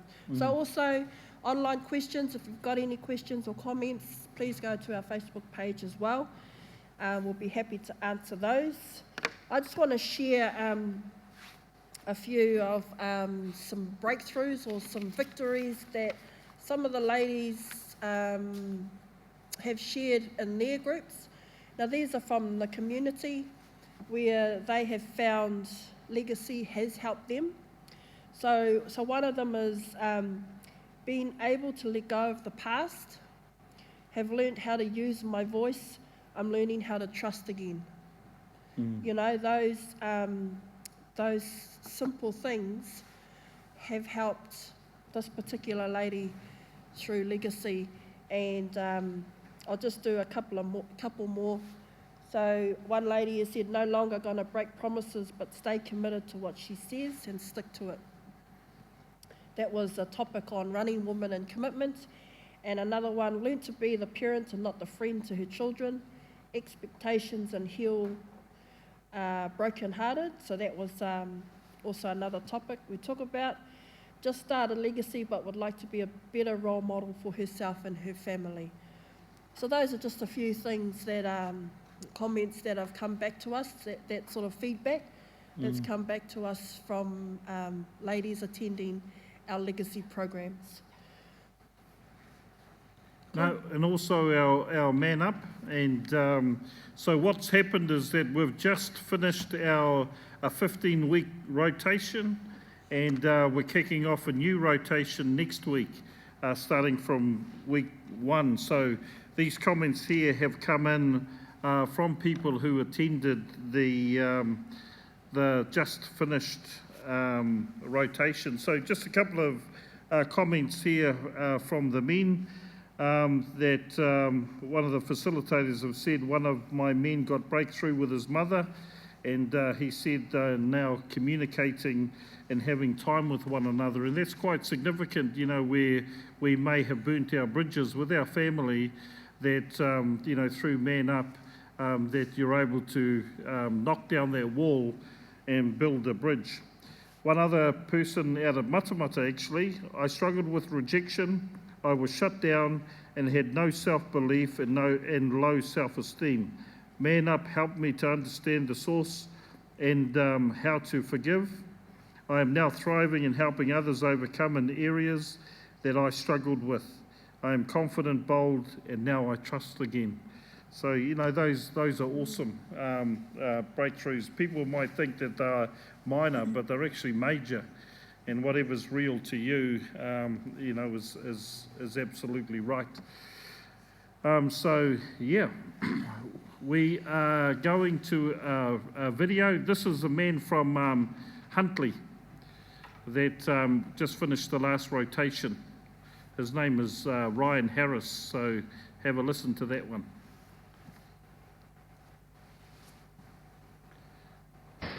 Hi, my name is Ryan Harris.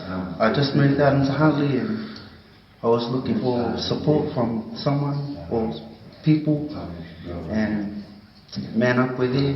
When I was in jail, they gave me a hand, said if I had something to talk about, to go to them and share what I was going through, and they gave me a solution to all my problems, just looking after myself. But to be quite honest, the probation don't really do anything, I've been through 3 probation officers in the last 3 months, and they haven't done anything. So I give a big ups to Man Up and everybody that's running the facilitation and stuff. Too much. Awesome. That's so brother. That's awesome, you know, just hearing, and that man actually having confidence to talk to our camera about the breakthroughs, you know, that he was in prison, and that Man Up went in and offered support, and he came out and accepted that support. So big ups to Ryan, that he was brave enough, you know, because it's quite scary, you know, stepping into unknown environments. And so, you know, any man that is brave enough to do that, I take my hat off. He talks about, you know, some of the system stuff. It's not a competition, but, you know, he did find it at the grassroots level what he wanted, and I think that's a big thing to be considering, is that our people, our facilitators, haven't got tertiary qualifications, but every facilitator has life experience and have had crisis in their life, but have overcome crisis. And I think that's where we become, as Man Up and Legacy, very relative to people who are struggling in whatever situation there is that our solutions come from our life experience and not out of a book. And that's why there's a huge difference between the grassroots approach versus, you know, maybe we can consider from academics, systems or education, that we have the answers ourselves as a people on the ground. And, you know, if I want to do a comparison of what works and what doesn't work, just look at our national statistics. Just look at our suicide statistics, that they tell a picture that we have to do something different, and that difference is going to be from the community to the community, from household to household. And so, you know, people say, no, we need government money. I don't necessarily agree with that. But what I do agree with is that we as a nation standing up and just giving a damn about one person, and we will save so many lives. Instead of worrying about who's going to pay for it, just dip into your own pocket, as our Man Up and Legacy facilitators do. They dip into their own pocket and they give their heart. And that's the difference.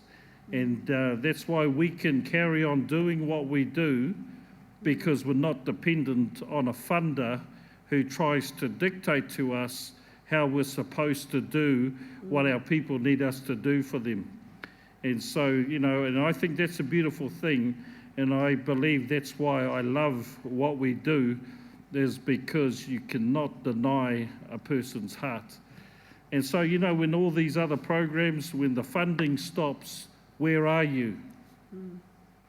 But we deploy, just solely in the Waikato, 98 people every week out to the whole of the Waikato. And these people give out of their pocket to their community, and they give their heart to their community. And I applaud, you know, our people that do that. And right across New Zealand and Australia, there's over 700 groups that go out there. So, you know, people might have an attitude toward Destiny Church. People might have an attitude toward Bishop Brian Tamaki, but the fruit speaks for itself. And you cannot refute the fruit of the man, and you cannot refute the fruit of this organisation, and it's a beautiful thing. So if we just stuck to the facts of fruit, and we got rid of assumption, everybody should be jumping in and giving this a go, because it works. And you've just heard people talking about the good works that it is and the life change that it is. So, yeah, I don't think that was in the program, but it is now. So that's all good. So we're going to our flyer here. I don't know, you may not be able to see this thing. That we've done up a bit of a flyer. This is a little mini booklet that has been created, that are out there at the 8 locations, and they're on the table there.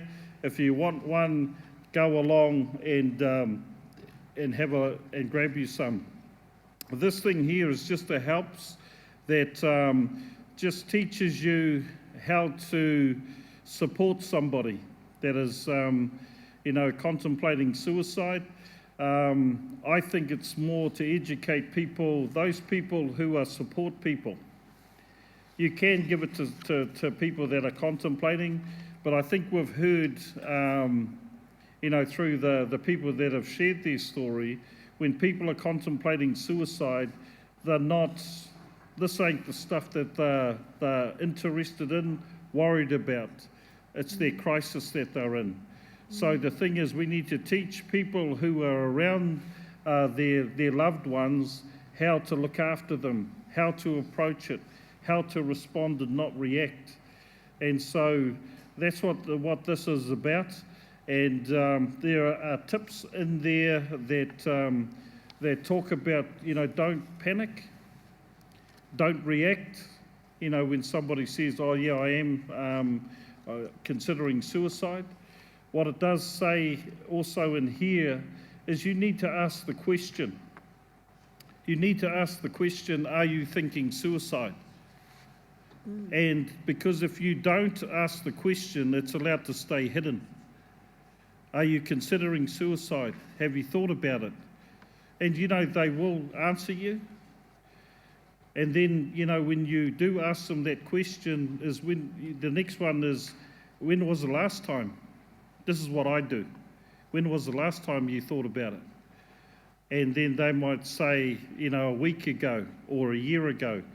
And that will gauge the seriousness of what they're thinking.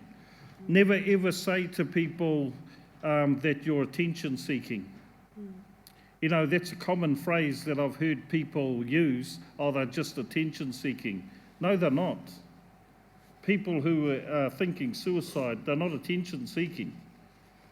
And I think that's what we need to eliminate from our vocabulary, is that people are just, you know, looking, you know, for a spotlight. It's authentic to them, and it's real to them what they're feeling and how they're seeing, whether to be here or not. And so I think that's a biggie. The other one in here that it talks about is you are not alone when you're thinking suicide. That there are more people that think about suicide than you think. A lot of times we self-counsel because we go within ourselves and we say nobody understands. Yes, a lot more people understand than what you think. And so, don't think that you're weird if you've thought about suicide. Don't think that you're awkward, and don't think that you're a freak, because you're not. It's actually quite common, the feelings that you're feeling. And I think that when people know that they're not a freak and they're not awkward, it takes the pressure off people, and they need to hear those very words so that they can, take that next step of asking somebody for help, or just knowing themselves that there's a reason, for them to carry on, and that it's not as hard as they think. Is just making sure that that there's hope for them. And if you read through this, it will help you walk through that conversation with them. If you've got a really deep, uneasy feeling that people are more serious about taking their own lives, ring the police, ring 111. Let them know that I'm concerned for this person. And that's with people that are even not in your town. If you've got family on Facebook that are saying, that they're considering suicide, or there's something wrong there, and you know where they live, is ring the police and just let them know, can they go around? And I've had people that have done that, that lived in Auckland and somebody else lived here in Hamilton. They thought something was wrong, and then they said, they rang the police. Police went around there, and there was the young person was there, had the rope inside the carport and all their buckets and paint cans all set up, ready to do the deed, and they were on the step, with their hands facing their hands. So, and you might have an issue with police officers because you've had a bad run-in with them. That doesn't matter. You have to get over yourself, for that moment, ring the police, and that when the police go around there and save your loved one's life, then you can have your attitude again. So, we've just got to do what it takes to save a life. Get over our attitudes, get over our pride, and let's just, the people have said it time and time again today that they didn't feel loved. Well, what's the answer to that? Is love them, be friendly to them, make them feel like they're somebody. Let people know that they're significant. And if we were able to do that and get off our cell phones and get off our Facebook and just stop looking at our own little wee picket fence and just, notice that other people are struggling and just get alongside them and say, are you okay? There have been many times where that's all I wanted somebody to say to me is, are you okay? And then that just lifted a whole weight, off a person. But just be friendly. Just be friendly. And one of the ladies that was in Huntly, she has an awesome story about, her name's Altea, and she's part of the Why Suicide. She was walking up Huntly Town one time, and she saw this guy outside the bank. She said, "G'day, mate," gave him a hug and a kiss, and then went into the bank and carried on with her day. 2 weeks later, that guy was drinking with somebody else, one of his friends who knew Altea, and says, that lady Altea, she's my number one lady. And his friend said, "Oh, why is that?" And he said, "Because that day that I saw her in town, I was either going to rob the bank or I was going to kill myself. And all Aotea done that day was she was just being naturally her, and she just gave a damn and just said hello to somebody, and that was all that saved somebody's life. And we have to take away all the technical and the fear out of suicide and suicide prevention. And we have to put on our brave and make it a natural conversation. Are you okay? And start helping people, you know, where we don't look to help people. And Man Up and Legacy, we do that really, really well.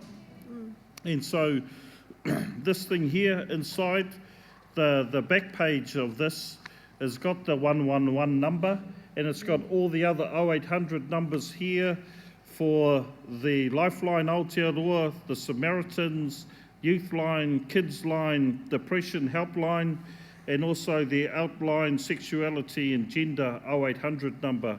And it's also got our Man Up New Zealand and also the Legacy New Zealand 0800 numbers. So that's why I say we're not saying that we are the answer, but we're part of the answer.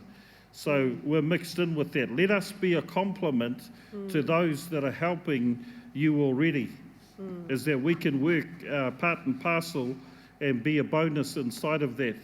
But, you know, give it a shot and just let us help. So that's what this is all about, this flyer. So get your hands on some, have a read, and go out and save lives. Another thing too with this booklet, and also the kaupapa, is bullying is another big factor as well, issue,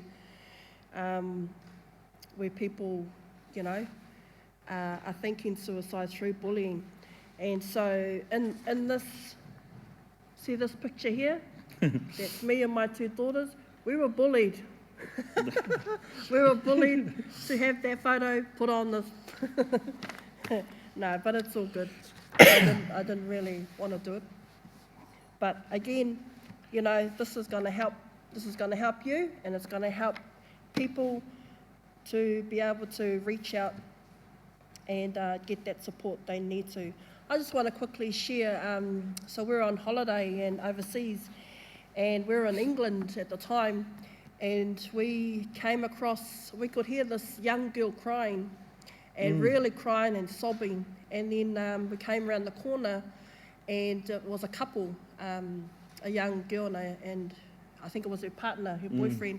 Young couple. And she was just sobbing. So we thought, you know, we'd go over and just ask the question, are you okay? She wasn't at the time. She said, no, I'm not okay. And so we were able to stay there with this couple and just, you know, talk with them.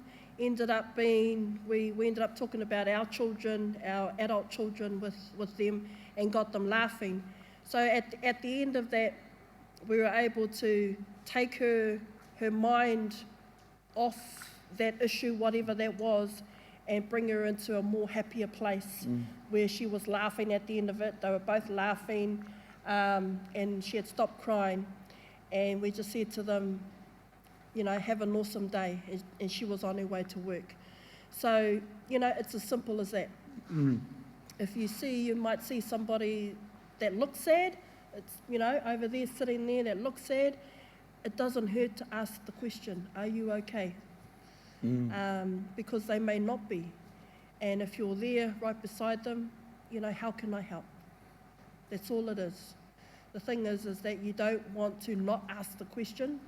The thing is, what we're promoting today is you got to speak out, ask the question, you know, because you may save that life. And I got a question here. As a parent, how did you deal with your child's suicidal thoughts? I think number one is, as parents, we have to make this part of, I think, parenting programs as well. Is that you know, when this was created, and this is our son on the front as well. When this was created, I put it on the table, and individually, we've got adult children, the oldest 30, the youngest just turning 20, and I asked them individually, had they ever been suicidal? And 3 out of 4 said yes. Well, you know, my wife and I didn't even know. We thought we were awesome, you know, in our parenting, and we were. But the thing is, you haven't got control of how people think in their quiet times. And so, you know, that was a bit spooky to know that that was going on, you know, under your roof, and just not knowing.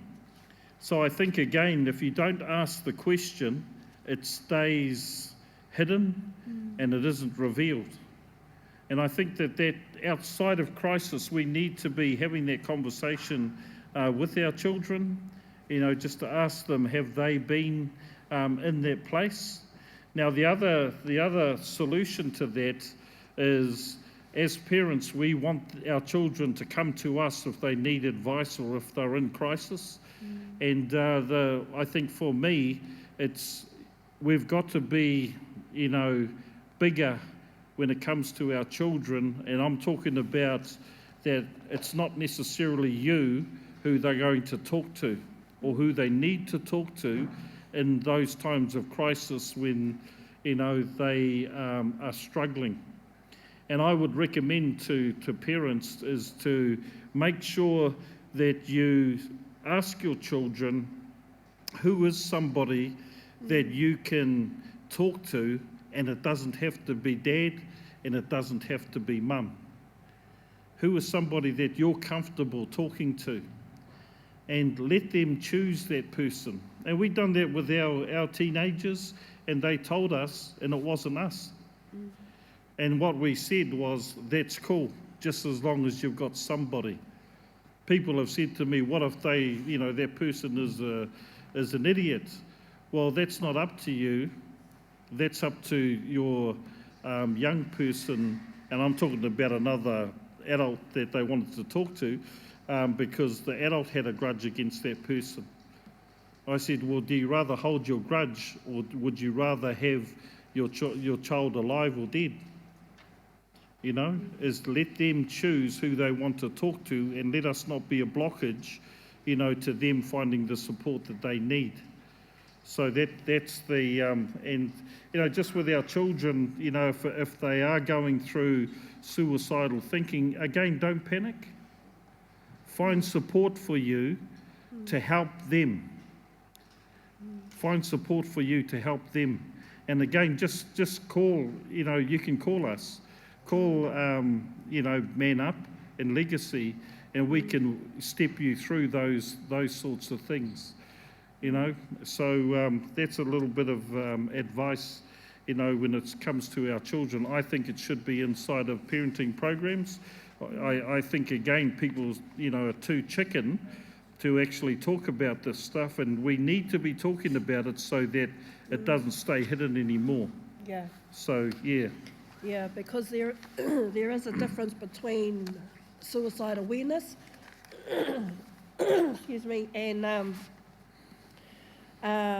suicide. Well, suicide awareness is just talking about suicide, and what it is and everything, and then that's it. But what we do is we give solutions.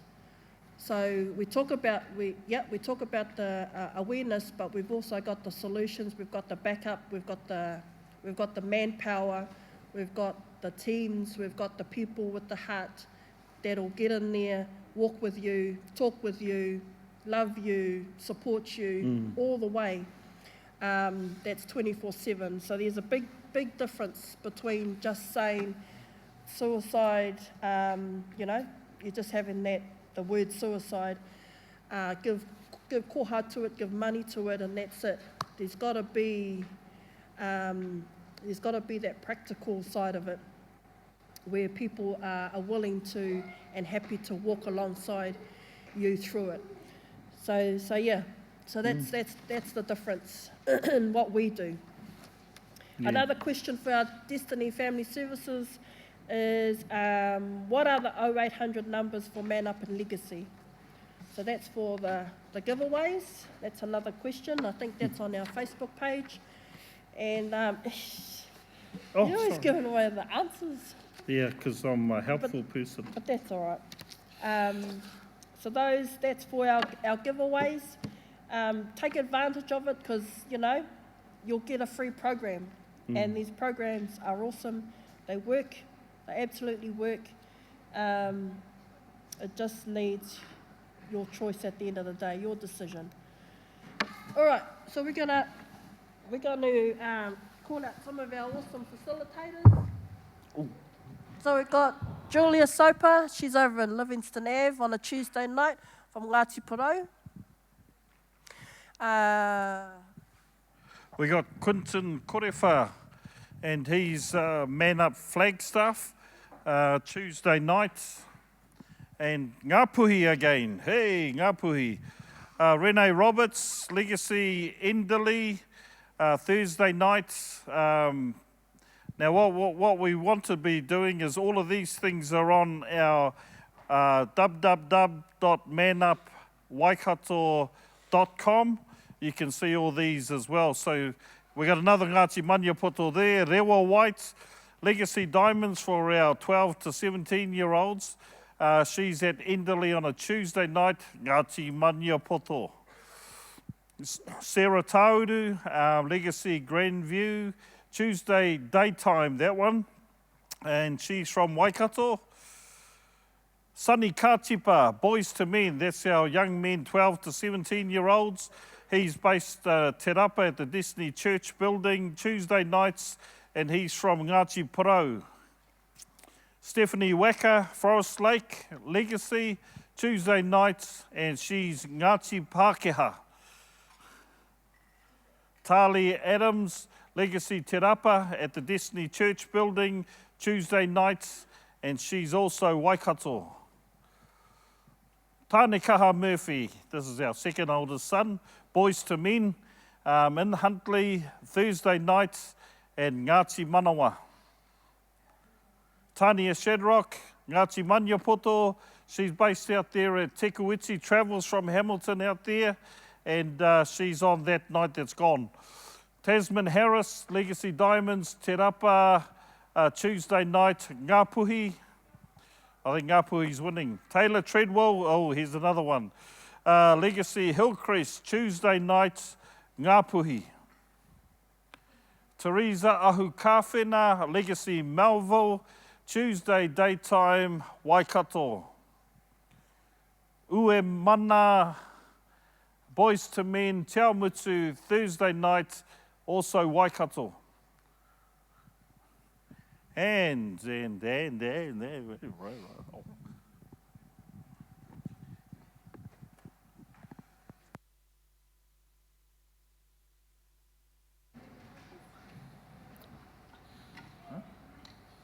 Awesome.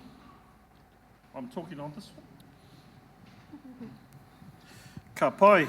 Hey, we've just got our guests back in, our Man Up and Legacy facilitators here to just wrap up what the awesome day that we've had today and just the awesome kōrero that we've had. And just again, thank them for their bravery to come and share their kōrero. I suppose what we want to have a look at is, you know, moving forward, that this ain't going to stop here. Too many people, have a lot of hui and still hui. But I know that even us on the ground here, it's ongoing. The support that we give is ongoing, so it doesn't stop here. It's just our natural, I think, just to be awesome. So, I just want to pass the mic and, just your thoughts about the day. Lenny, we'll kick off with you. What are your intentions, around suicide prevention out there in Matamata? And, I suppose, what's your heart for the people there? I'd just like to say that, you know, we do have the power within ourselves to make that change and to seek help if we ever find ourselves in those situations. And, you know, just look at us guys here, you know, we've walked through those things and, you know, you can do it. And, you know, just keep your head up and, you know, just it's there and just get yourself to a program. And once you start to walk in that door, I always tell my group that once they walk in that door, the healing's begun because their heart is searching for that thing that they need in their life to better themselves as a person, as a woman, as a husband and a father and a leader. But we do have all those qualities if we allow ourselves to work on ourselves. So yeah, it's been an awesome day today. So I'm really honoured to be here and to hopefully that I have touched someone's heart today. That's all that matters, just that one. So thank you. Oh, just also, you guys have been following up people, eh? Yeah. Giving some phone calls. Have you talked to anybody? Yeah, I spoke to. I spoke to quite a few people today, you know, just thanking them for coming to the outreaches that we have out there in the Hamilton area, over the whole of the Waikato there. Yeah, so it's been an awesome day to see people coming out and, you know, searching for that hope in their lives. So that's awesome to see. What sort of feedback? Some of the feedbacks, you know, I rang one lady up and she was at the rugby game today, you know, and she said, oh, no, would I be able to ring back later? And I just said, yeah, that's fine. So I also texted her the phone numbers for her to ring later. So that was awesome. And that's all it is, you know, still enjoying life, but no, she's still got a problem and she just knows that we're here. So that was cool. Awesome. What about you, Jade? What's some thoughts for you, for your group and your intentions for women out there? Okay, so my intentions for wahine out there is to let the wahine know that you're not alone and that what you might be going through today, I may have gone through that, and if I haven't, then I definitely know someone that has gone through it, and with that, there is the right support that you need, that you're looking for. That was one thing I found was I didn't have the right support at the time. But when you've brought yourself here to Man Up in Legacy and you're receiving that right support, stay connected. That's one thing I really am passionate about bringing to the table to you wahine is the importance of staying connected. Even when you think that you're doing okay after a while, because I've been there in that place too, and it didn't take long for old things to start creeping back in. So my number one key value from today onwards is staying connected. It's really important for your journey of becoming a better woman and a better mother and a better wife. Yeah, thank you. Awesome. Awesome.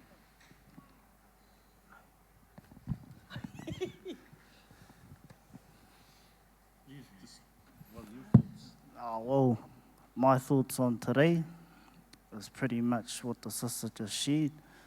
You know, staying connected. It's all about making that connection to positive change.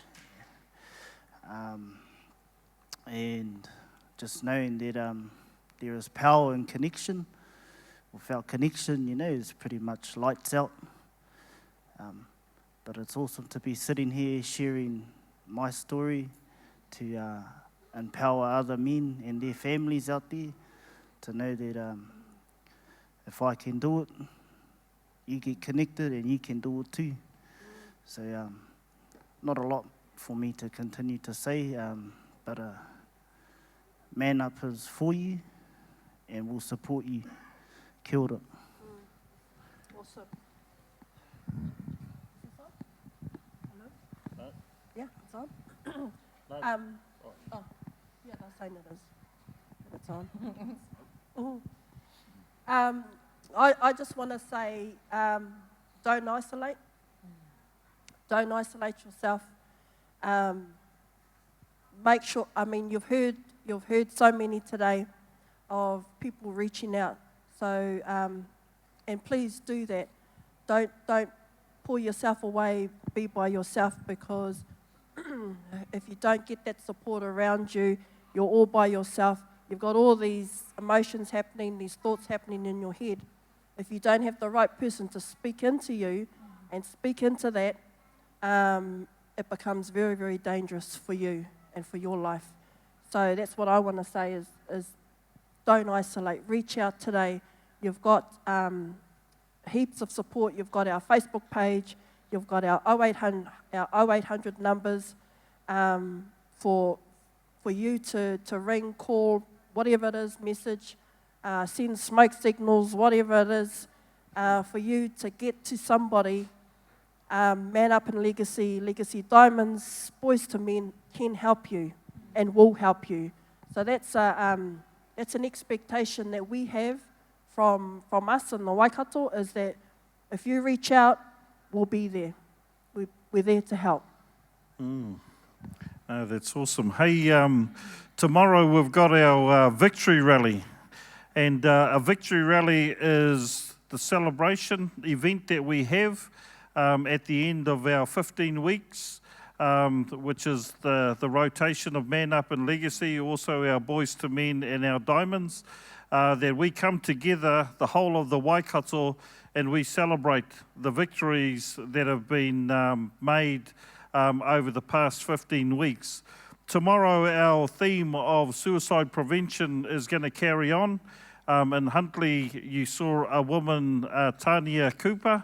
She'll be sharing her story about her brush with suicide, and also a young man, Sonny Katipa, that also had attempted to take his own life. So they'll be on stage sharing their story, and we're just going to be having just an awesome time there. We're going to get. We've got our director for Man Up in Legacy here in the Waikato that is going to be sharing, just a powerful insight into suicide and suicide prevention. And also for our children tomorrow, we've got a disco that's happening for our young children and our babies. So it's going to be a fun time. Come along, bring your family along, and those people that may be struggling with suicide. And it's just going to be an awesome time. I just want to thank. I think too with that disco is the kids are dressing up. Oh yes. And I don't know. Cartoon characters. Superheroes. They're going to come as Cat Boy. Dress the kids up and send them along. Yeah. So it's going to be a fun time. Just want to thank everybody. Our teams that are out there in the different towns and right across Hamilton, that are out there in the rain just to make themselves visible and make Man Up and Legacy and our youth programs visible to you, the community. Even our team here that have put this all together. I want to just do a big shout out to our apostle, Bishop Brian Tamaki, that it's him that has created this awesome movement here, and his wife, Pastor Hannah Tamaki, all our pastors in the Destiny Church movement. Big shout out to you all, and every member that is here that are putting their body on the line, getting out in the community through the Man Up and Legacy, our Boys to Men and our Legacy Diamonds. So it's awesome. We're going to keep going. We're not going to stop. And it's going to be awesome. So thank you very much. Ka kite, kia pai tō rā. Kia pai tō rā.